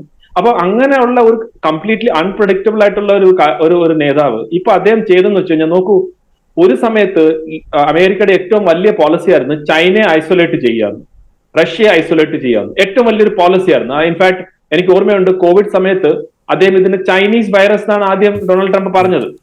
അദ്ദേഹം ചൈനയെ തന്നെ കമ്മ്യൂണിസ്റ്റ് പാർട്ടി ഓഫ് ചൈന എന്നായിരുന്നു അദ്ദേഹം അഡ്രസ് ചെയ്തുകൊണ്ടിരുന്നത്. അതായത് അവിടുത്തെ ആ പാർട്ടിക്ക് അഗേൻസ്റ്റ് ആയിരുന്നു അദ്ദേഹത്തിന്റെ കംപ്ലീറ്റ് ടാർഗറ്റ്. പക്ഷെ അതൊക്കെ മാറി ഇപ്പം ചൈനയെ ഐസൊലേറ്റ് ചെയ്യാൻ നടന്ന ആള്, റഷ്യയെ ഐസൊലേറ്റ് ചെയ്യാൻ നടന്ന ആള് ഇന്ന് നോക്കൂ ലോകത്ത് അമേരിക്കയാണ് ആക്ച്വലി പറഞ്ഞ ഐസൊലേറ്റഡ്. നേരത്തെ പറഞ്ഞ പോലെ പല രാജ്യങ്ങളിൽ നിന്നും അദ്ദേഹം അമേരിക്ക ഐസൊലേറ്റ് ചെയ്യാൻ വളരെ സക്സസ്ഫുൾ ആയിട്ട് സക്സീഡ് ചെയ്തെന്ന് പറയാം. ഇപ്പൊ നോക്കൂ, ജപ്പാൻ ഒരു കാരണവശാലും ഒരിക്കലും അമേരിക്കയുമായിട്ട് ഇത്ര ഒരു ഡിഫറൻസ് വരാൻ പാടില്ലായിരുന്നു, പക്ഷെ അത് വന്നു. ഓസ്ട്രേലിയയിലെ പ്രൈം മിനിസ്റ്റർ പല ദിവസങ്ങളിലായിട്ട് അപ്പോയിന്റ്മെന്റ് ചോദിച്ചിട്ട് ഇതൊരു അപ്പോയിന്റ്മെന്റ് പോലും കൊടുത്തിട്ടില്ലെന്നാണ് പറയുന്നത്. ഇന്ത്യ, സൗത്ത് കൊറിയ, ഇനി ഇപ്പൊ യൂറോപ്യൻ യൂണിയൻ, അങ്ങനെ പല രാജ്യങ്ങളും ഒരു കാലഘട്ടത്തിൽ US-ന്റെ ഏറ്റവും അടുപ്പമായിട്ടുള്ള രാജ്യങ്ങൾ പോലും ഇപ്പോൾ മാറി നിൽക്കുകയാണ്. അപ്പം അതെന്താണ് സൂചിപ്പിക്കുന്നത്? നൗ US ഇസ് ഐസൊലേറ്റഡ് എന്നുള്ളതാണ് അതിന്റെ ഒരു കാര്യം. അവിടാണ് എനിക്ക് തോന്നുന്നു ഇന്ത്യയുടെ ഒരു സ്ട്രെങ്തും ഇന്ത്യയുടെ ആ ഡിപ്ലോമാറ്റിക് ആയിട്ടുള്ള ഒരു കാര്യത്തിൽ ഞാൻ അതിനെ നമ്മൾ പേരെടുത്ത് പറയുന്നത്. അതായത് ഇപ്പം പണ്ട് നമ്മൾ ഒരു നോൺ അലൈൻമെന്റ് മൂവ്മെന്റിന്റെ ഭാഗമായിരുന്നു. ഇപ്പൊ ഇന്ത്യയെ സംബന്ധിച്ചോളം ഓൾ അലൈൻമെന്റ് മൂവ്മെന്റ് ആണ്, എല്ലാവരുമായിട്ട് നമുക്ക് അലൈൻമെന്റ് ചെയ്യാനുള്ള രീതിയിലേക്ക് നമ്മൾ ഉണ്ട്. അതുകൊണ്ടാണ് നേരത്തെ ജോസഫ് ആന്റണി സർ പറഞ്ഞ പോലെ ഇപ്പം ഒരു ക്രൈസിസ് വരുമ്പം അതിനെ ഒരു ഓപ്പർച്യൂണിറ്റി ആക്കി മാറ്റുന്ന ഒരു രീതിയിലാണ് നമ്മൾ ഭാരതത്തിനെ കണ്ടിട്ടുള്ളത്. അതിന്റെ ഏറ്റവും അവസാനത്തെ ഒരു കാര്യമാണ് ഇപ്പം ഈ ഒരു ടാരിഫ് ഇഷ്യൂ. ഈ ടാരിഫ് ഇഷ്യൂവിൽ തന്നെ ഇന്ത്യയുടെ ഡൊമസ്റ്റിക് മാർക്കറ്റിനെ എങ്ങനെ അതിനെ നമുക്ക് തന്നെ എത്രമാത്രം നമ്മളെ പ്രോഡക്ട്സിനെ യൂസ് ചെയ്ത് അതിനെ എക്സ്പ്ലോയിറ്റ് ചെയ്യാന്ന് ഇന്നലെ തന്നെ കിറ്റക്സിന്റെ ഒക്കെ ചെയർമാനൊക്കെ വന്ന് അവർ പറഞ്ഞു. അതായത് നമുക്ക് ധാരാളം സാധ്യത ഉള്ളതും നമുക്ക് ധാരാളം പ്രോഫിറ്റ് ഒക്കെ കിട്ടാവുന്ന ഇന്ത്യൻ മാർക്കറ്റ് തന്നെ ഉണ്ട്, അതിനെ തന്നെ ചെയ്യുന്നത്. അപ്പൊ നോക്കൂ, അദ്ദേഹം ആക്ച്വലി താങ്ക് യു പറയായിരുന്നു. ഡൊണാൾഡ് ട്രംപ് ഇങ്ങനെ പറഞ്ഞുകൊണ്ടാണ് ഞങ്ങളെപ്പോലുള്ള ആളുകൾക്ക് ഇത് ഇങ്ങനെ ചിന്തിക്കാം. അപ്പൊ അതേപോലെ ധാരാളം ആളുകൾ ചിന്തിക്കുന്നു. ഇതിന് തൊട്ട് മുമ്പുള്ള ക്രൈസിസ് ആയിരുന്നു ഓപ്പറേഷൻ സിന്ദൂർ. ആ ഓപ്പറേഷൻ സിന്ദൂറിന്റെ നമ്മൾ ചെയ്ത കൂടെ തന്നെ ഞാൻ കാണുന്ന ഏറ്റവും വലിയ ഗെയിം ചേഞ്ചർ ഇൻഡസ് വാട്ടർ ട്രീറ്റിയാണ്. ആ ഇൻഡസ് വാട്ടർ ട്രീറ്റിയെ നമ്മൾ ഒരു സൈഡിലെടുത്ത് മാറ്റി വെച്ചിട്ടുണ്ട്. ഇനി വരും കാലങ്ങളിൽ അത് അങ്ങനെ തന്നെ ഇരിക്കും, അതിനകത്ത് യാതൊരു സംശയമില്ല. പക്ഷെ അത് ഒരു നോർമൽ രീതിയിലായിരുന്നെങ്കിൽ നമ്മൾ അത് എങ്ങനെ ചെയ്യും, എന്ത് ചെയ്യും എന്നൊക്കെ ഉള്ള രീതി. പക്ഷെ ഒരു ക്രൈസിസ് വന്നു, Indus water treaty is gone. അപ്പൊ കോവിഡിന്റെ സമയത്ത് നോക്കൂ, കോവിഡിന്റെ സമയത്ത് നമ്മൾ അഗൈൻ വലിയൊരു ക്രൈസിസ് ആയിരുന്നു. ഇന്ന് നമ്മൾ കാണുന്ന ഈ ഡിജിറ്റൽ ട്രാൻസാക്ഷന്റെ ഏറ്റവും വലിയ ഒരു എഫക്ട് ഈ കോവിഡ് കാരണമാണ് വന്നത്. കോവിഡ് ഇല്ലായിരുന്നെങ്കിൽ നമുക്ക് ഈ ഡിജിറ്റൽ ട്രാൻസാക്ഷൻ വരത്തില്ലായിരുന്നു. അപ്പൊ ഞാൻ പറഞ്ഞു വന്നത് ഭാരതത്തെ സംബന്ധിച്ചോളം അതൊരു നോൺ പാർട്ടിസാൻ ആയിട്ടുള്ള രീതിയിൽ പറയുകയാണെങ്കിൽ ഏത് ഗവൺമെന്റ് വന്നാലും നമ്മുടെ ഭാരതത്തിന്റെ ഒരു സ്ട്രെങ്ത് ആണത്. അതായത് ഇവിടെ ISROയിൽ ക്രയോജനിക് എഞ്ചിൻ തരത്തില്ല എന്ന് പറഞ്ഞ അമേരിക്കയ്ക്ക് നമ്മൾ കാണിച്ചു കൊടുത്ത് എങ്ങനെയാണ് $300 ബില്യൺ അല്ലെങ്കിൽ അവിടുത്തെ ഒരു ഹോളിവുഡ് മൂവിയുടെ ഒരു റേറ്റിൽ നമ്മൾ ഇവിടുന്ന് സാറ്റലൈറ്റ് ഒക്കെ വിടാനുള്ള ഒരു രീതിയിൽ നമ്മൾ കാണിച്ചു. അതെന്തുകൊണ്ടാണ് നമുക്ക് അവിടെ അത് നിഷേധിച്ചിട്ടുണ്ട്. അപ്പൊ എനിക്ക് തോന്നുന്നു ഇപ്പോഴും ഈ ടാരിഫിന്റെ ഇഷ്യൂവിൽ ഡൊണാൾഡ് ട്രംപ് ഇനി എത്ര പെട്ടെന്ന് അത് മാറുന്നു എന്നുള്ളത് നമുക്ക് വരും ദിവസങ്ങളിൽ കാണാം. ബിക്കോസ് ടോട്ടലി അൺപ്രഡിക്റ്റബിൾ ആണ്. ചിലപ്പോൾ ഇനി അടുത്ത ശ്രീ പ്രദീപിന്റെ ഡിബേറ്റിലേക്ക് വരുമ്പോഴത്തേക്ക് അദ്ദേഹം പറഞ്ഞ we are friends now and ഞാനെല്ലാം ക്ഷമിച്ചിരിക്കുന്നു and Modi is a fine man എന്ന് പറഞ്ഞിട്ട് ചിലപ്പോൾ അതെല്ലാം പോകും. പക്ഷെ എന്നിരുന്നാലും India has learned is lessons. അതായത് ഇന്ത്യ അതിന്റെ നിന്ന് പാഠങ്ങൾ പഠിച്ചു. ഇന്ത്യ ഇപ്പൊ ഡൈവേഴ്സിഫൈഡ് ചെയ്യാണ്. അതിനകത്ത് യാതൊരു സംശയമില്ല. നമ്മൾ എല്ലാവരും ആയിട്ടുള്ള ഒരു ട്രേഡ് ഉണ്ട്. നേരത്തെ പറഞ്ഞ പോലെ ഇന്ത്യ ചൈന ഇഷ്യൂസ് ഉണ്ടായിരുന്ന സമയത്ത് തന്നെ ആ ഇഷ്യൂവിലും അതും ഞാനൊരു പറഞ്ഞു, ആ ഇഷ്യൂവിൽ നമ്മൾ ആപ്പ് ബാൻ ചെയ്തതും മറ്റ് ഇൻഡസ്ട്രിയിൽ നമ്മൾ ചെറിയ ട്വീക്സ് കൊണ്ടുവന്നതും അത് നമ്മുടെ നാഷണൽ സെക്യൂരിറ്റിയുമായിട്ട് റിലേറ്റഡ് ആയിരുന്നു. കാരണം ആ ആപ്സ് വെച്ച് നമ്മളെ ഇന്ത്യയിലുള്ള ഒരു നരേറ്റീവ് സൃഷ്ടിക്കാനൊക്കെ ഉള്ള ശ്രമം നടത്തിക്കൊണ്ടാണ് ആ ക്രൈസിസ് വെച്ച് നമ്മൾ അതിനെ ചെയ്തത്. അപ്പൊ അങ്ങനെ പല കാര്യങ്ങളും നമ്മൾ മുന്നോട്ട് പോകുന്നുണ്ട്. ഇപ്പം ഭാരതം ഒരു സ്ട്രെങ്തിന്റെ പൊസിഷനിലാണ്. ഭാരതത്തിന് പണ്ട് പലരെയും ആവശ്യമുണ്ടായിരുന്നു. ഇന്നും പലരെയും ഭാരതത്തിന് ആവശ്യമുണ്ട്. പക്ഷെ ഭാരതത്തിനെയും ഇന്ന് പലർക്കും ആവശ്യമുണ്ട്. അതുകൊണ്ടാണ് ജപ്പാൻ ഇന്ത്യ ഇപ്പൊ ഒരു $10 ട്രില്യൺ അടുത്ത 10 വർഷത്തിന്റെ ഒരു ഇത്. അപ്പൊ നോക്കൂ, ഇന്ന് ഇത്രയും വലിയ ക്രൈസിസ് നടന്നപ്പോഴും ഇന്ത്യയെ സംബന്ധിച്ചിടത്തോളം വലിയ രീതിയിലുള്ള റിപ്പൾസ് ഒന്നും നടന്നിട്ടില്ല. ഇപ്പൊ മാർക്കറ്റ് ആയാലും ശരി, അതൊരു വലിയ രീതിയിലുള്ള ഡൗൺ ഗ്രേഡിലോട്ട് അങ്ങനൊന്നും പോയിട്ടില്ല. വലിയ രീതിയിലേക്കുള്ള ഒരു ഇൻവെസ്റ്റ്മെന്റ് വലിയ പോകുന്നോ അങ്ങനൊന്നുള്ള രീതിയിലേക്കൊന്നും ഇതുവരെ ഒന്നും അങ്ങനത്തെ ഒരു കാര്യം വന്നിട്ടില്ല.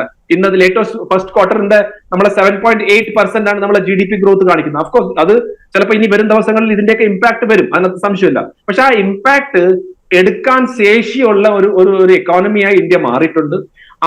അതിന്റെ ഒരു മാറ്റത്തിന്റെ സൂചനയായിട്ടാണ് നമ്മൾ ഇപ്പം ഈ പല രാജ്യങ്ങളും നാളെ എനിക്ക് തോന്നുന്നു പ്രൈം മിനിസ്റ്റർ മോദി ഷീ ജിൻപിങ്ങുമായിട്ട് നേരിട്ട് കാണുന്നുണ്ട്. അവിടെ ബോർഡറിന്റെ ഏതെങ്കിലും ഒരു എഗ്രിമെന്റ്, അതായത് ഈവൻ ഒരു സെറ്റിൽമെന്റ് എന്ന് പറയാൻ പറ്റില്ല, കാരണം സെറ്റിൽമെന്റ് ഇതൊരു വലിയൊരു പ്രോസസ്സാണ്. പക്ഷെ ഒരു എഗ്രിമെന്റ് ഒക്കെ വന്നു കഴിഞ്ഞാൽ തീർച്ചയായിട്ടും അത് ഇന്ത്യ ചൈന ട്രസ്റ്റ് ഡെഫിഷ്യൻസി കുറയ്ക്കാനുള്ള ധാരാളം സാധ്യതകൾ തുറക്കും. അതിലൂടെ ഇന്ത്യ ചൈന റിലേഷൻസ് കുറച്ചും കൂടെ ബെറ്റർ ആവും. പക്ഷെ അവിടെയും ഇന്ത്യൻ ചൈനയുടെ ട്രേഡ് റിലേഷൻസ് വളരെ നമുക്ക് ഇംപ്രൂവ് ചെയ്യാനുണ്ട്. നമുക്ക് ഏകദേശം $100 ബില്യൺ ട്രേഡ് ഡെഫിഷ്യൻസി ഉണ്ട്.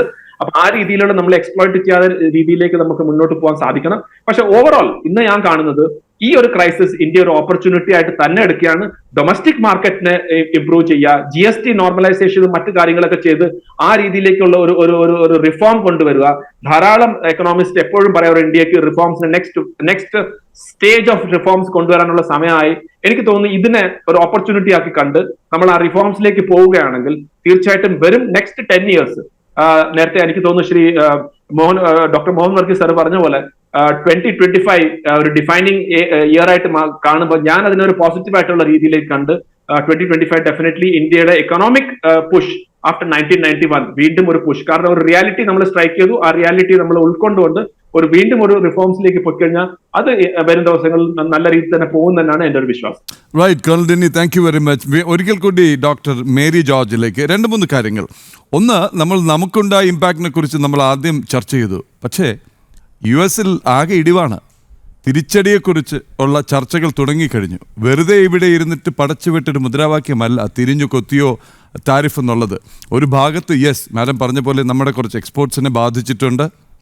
അതിനുള്ള മാർഗം ഭാരതം കണ്ടെത്തും. Crisis is become an opportunity.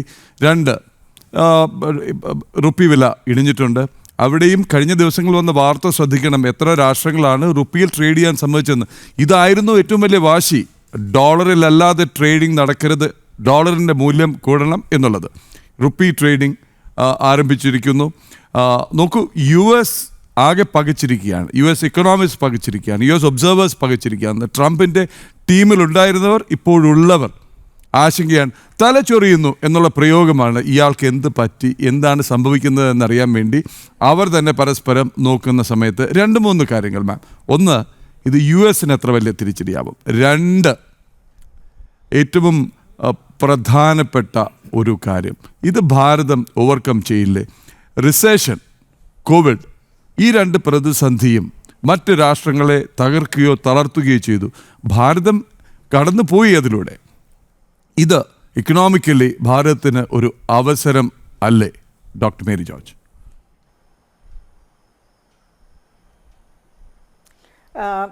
Mister Pradeep, തീർച്ചയായിട്ടും ഇത് ഭാരതം ഒരു ഓപ്പർച്യൂണിറ്റി ആയിട്ട് തന്നെ പ്രയോജനപ്പെടുത്തിക്കൊണ്ടിരിക്കുകയാണ്.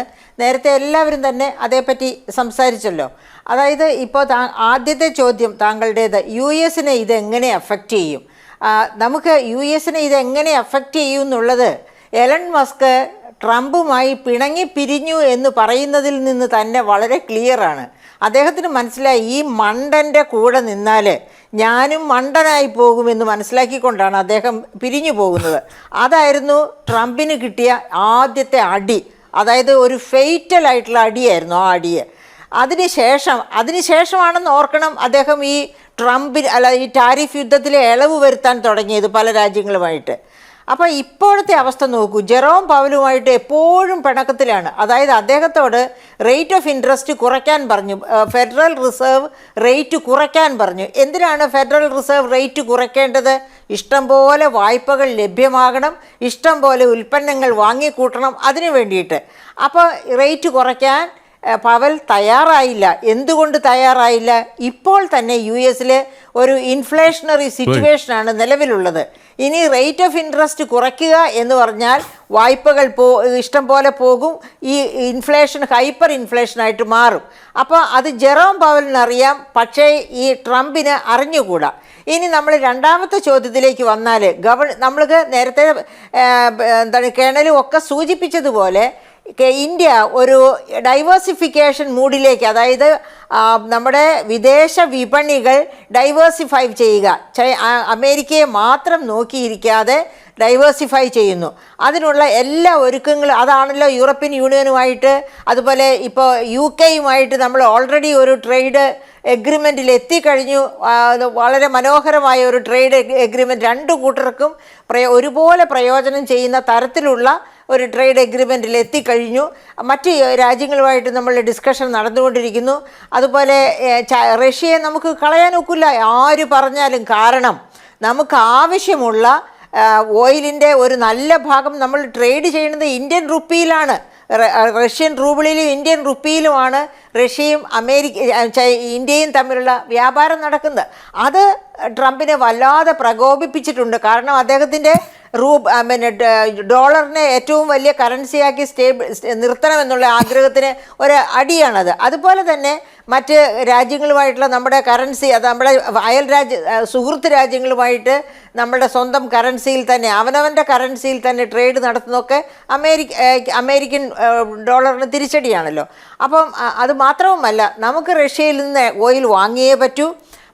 അതിനോടൊപ്പം തന്നെ നമ്മൾ റഷ്യയിൽ നിന്ന് വാങ്ങിക്കുന്ന വേറൊരു വളരെ പ്രധാനപ്പെട്ട ഫെർട്ടിലൈസറാണ് പൊട്ടാസ്യം. ഇന്ത്യയിൽ ഉൽപ്പാദിപ്പിക്കുന്നില്ല, അതിൻ്റെ റോ മെറ്റീരിയൽ ഇന്ത്യയിൽ ഇല്ല. അതുകൊണ്ട് തന്നെ അപ്പം പൊട്ടാസ്യം എന്ന് പറഞ്ഞാൽ നമ്മുടെ എല്ലാ കൃഷികൾക്കും അനിവാര്യമായ ഒരു ഫെർട്ടിലൈസറാണ്. അതിൻ്റെ കുറവ് കൊണ്ട്, അതിൻ്റെ വില കൂടിയതുകൊണ്ടും ലഭ്യത കുറഞ്ഞതുകൊണ്ടുമാണ് നമ്മുടെ തെങ്ങൊക്കെ ഇപ്പോൾ പോയിട്ട് 475 രൂപ 500 രൂപയിലേക്ക് 1 കിലോ വെളിച്ചെണ്ണയുടെ വില പോയിരിക്കുന്നത്. അപ്പോൾ അങ്ങനെയുള്ള കെമിക്കൽ ഫെർട്ടിലൈസർ നമുക്ക് അവിടുന്ന് വാങ്ങിയേ പറ്റും നമ്മുടെ കൃഷിയെ സംരക്ഷിക്കാൻ. അപ്പോൾ അതൊക്കെ അവിടെ ഇരിക്കട്ടെ. ഇനി നമ്മുടെ ട്രംപ് ഈ ഡൈവേഴ്സിഫിക്കേഷൻ, ഉൽപ്പന്നങ്ങൾ ഇന്ത്യക്കാർ വാങ്ങുക എന്നൊക്കെ പറയുമ്പോഴും നമ്മളെ ഭയപ്പെടുത്തുന്ന വേറെ ഒരു കാര്യമുണ്ട് അതിനകത്ത്. അതായത് ഇപ്പോൾ അമേരിക്കയിലേക്ക് കയറ്റി അയക്കുന്ന എല്ലാ ഉൽപ്പന്നങ്ങളും മറ്റ് രാജ്യങ്ങൾ വാങ്ങണമെന്ന് നിർബന്ധമില്ല ആ അളവിൽ. എന്താ കാരണം? ഒരു എക്സാമ്പിൾ മാത്രം ഞാൻ പറയാം. ഇതുവരെ 2.1% രത്നവജ്ര ആഭരണങ്ങൾക്ക് അമേരിക്ക ചാർത്തിയിരുന്ന ഇമ്പോർട്ട് ഡ്യൂട്ടി. അതിപ്പോൾ 52.1% ഉയർന്നിരിക്കുന്നു. അപ്പോൾ തീർച്ചയായിട്ടും സാധാരണക്കാർക്ക് അത്രയും വലിയ ഡ്യൂട്ടി കൊടുത്ത് സ്വർണ്ണ വജ്ര ആഭരണം വാങ്ങാൻ പറ്റില്ല. ആ മേഖലയുടെ പ്രസക്തി നമ്മൾ നോക്കണം. അതായത് ഇന്ത്യക്കുള്ള ഫോറിൻ എക്സ്ചേഞ്ച് ശേഖരത്തിൻ്റെ ഒരു 20% ആനുവൽ വരുമാനത്തിൻ്റെ ഒരു 20% സ്വർണ്ണ വജ്ര ആഭരണ വിപണി വഴിയായിട്ടാണ്, എക്സ്പോർട്ട് വഴിയായിട്ടാണ് നമുക്ക് കിട്ടുന്നത്. അപ്പോൾ അത് മാത്രവുമല്ലല്ലോ, ലക്ഷക്കണക്കിന് ആൾക്കാരാണ് ഇതിൽ തൊഴിൽ കണ്ടെത്തുന്നത്.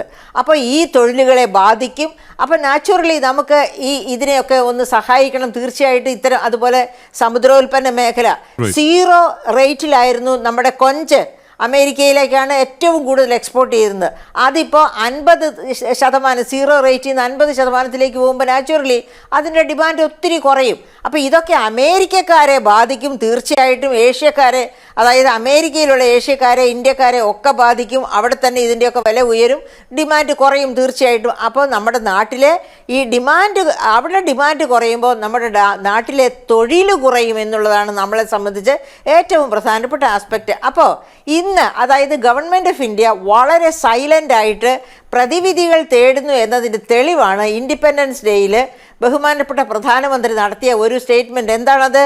അതായത് നമ്മുടെ GSTയുടെ ഇപ്പോഴുള്ള നിരക്കുകളെ 4 പ്രധാനപ്പെട്ട നിരക്കുകളെ 2 മാറ്റുന്നു. എങ്ങനെയാണ് 2 മാറ്റുന്നത്?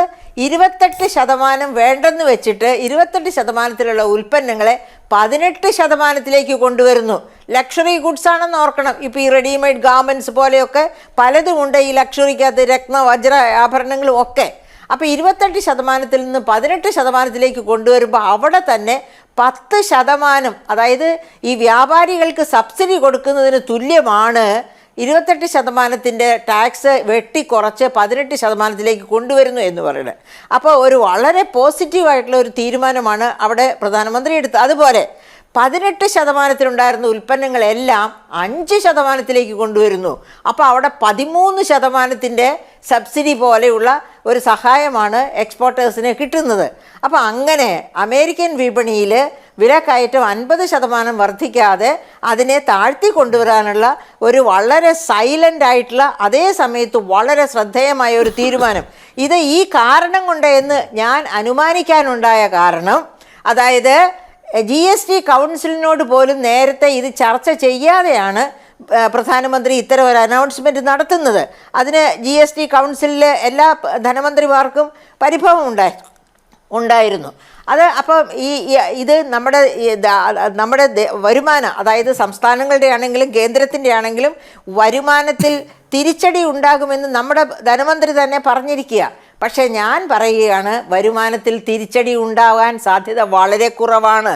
ഈ നികുതി കുറച്ചപ്പോൾ എന്താണ് സംഭവിക്കുക? സാധാരണ അതായത് 28% നികുതിയിലുണ്ടായിരുന്ന ഉൽപ്പന്നങ്ങൾ 18 മാറ്റുമ്പോൾ ഒരു അപ്പർ മിഡിൽ ക്ലാസ്സും വരെ അത്തരം ഉൽപ്പന്നങ്ങൾ വാങ്ങും. മറ്റേ 28% നികുതിയുള്ളപ്പോൾ അവർക്ക് വാങ്ങാൻ പറ്റില്ല. അപ്പോൾ ഡിമാൻഡ് കൂടുമ്പോൾ ഉൽപ്പാദനം കൂടും. അങ്ങനെ ഉൽപ്പാദനം കൂടുമ്പോൾ എന്താ സംഭവിക്കുക? തൊഴിൽ സാധ്യതകൾ വർദ്ധിക്കും, ഇക്കോണമിയുടെ വളർച്ച ത്വരിതഗതിയിലാകും. അതുപോലെ 18% ഉണ്ടായിരുന്നത് 5% കൊണ്ടുവരുമ്പോഴും ഇതേ കാറ്റലിസ്റ്റിക്, അതായത് ഒരു എന്താ പറയുക, നമ്മൾ ഒരു രാസത്വരകത്തിൻ്റെ ശക്തിയാണ് ഈ GST പരിഷ്കരണം കൊണ്ട് ഇന്ത്യയിൽ ഉണ്ടാകാൻ പോകുന്നത്.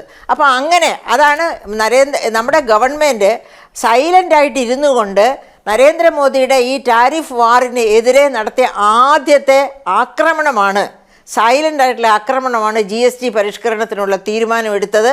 ഇനി GST കൗൺസിൽ കൂടി അത് ഇംപ്ലിമെൻറ്റ് ചെയ്യുകയേ വേണ്ടൂ. അപ്പോഴേക്കും തീർച്ചയായിട്ടും അത് ഈ എക്സ്പോർട്ടേഴ്സിന് ഒരു സബ്സിഡി കൊടുക്കുന്നതിൻ്റെ ഇമ്പാക്റ്റാണ് ഉണ്ടാവുക. അതുപോലെ തന്നെ സഞ്ജയ് മൽഹോത്ര ഈ കഴിഞ്ഞ ദിവസം നടത്തിയ പ്രസ്താവന ഓർക്കണം. നമ്മുടെ reserve bank of India governor അദ്ദേഹം പറഞ്ഞിരിക്കുന്നത് എന്താണ്? അതായത് monetary policy committee repo rate 1% കുറച്ചത് കഴിഞ്ഞ പ്രാവശ്യത്തെ സിറ്റിങ്ങിൽ.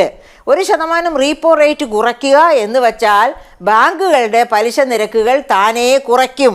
അങ്ങനെ കുറയ്ക്കുമ്പോൾ പണലഭ്യത കൂടുതലാകും. അത് ഇൻഫ്ലേഷണറി സിറ്റുവേഷൻ ഉണ്ടാക്കാം. പക്ഷേ ഇന്ത്യയിൽ ഈ റീപ്പോ റേറ്റ് വളരെ കണിശമായിട്ട് ഉയർത്തി വച്ചിരിക്കുകയായിരുന്നു.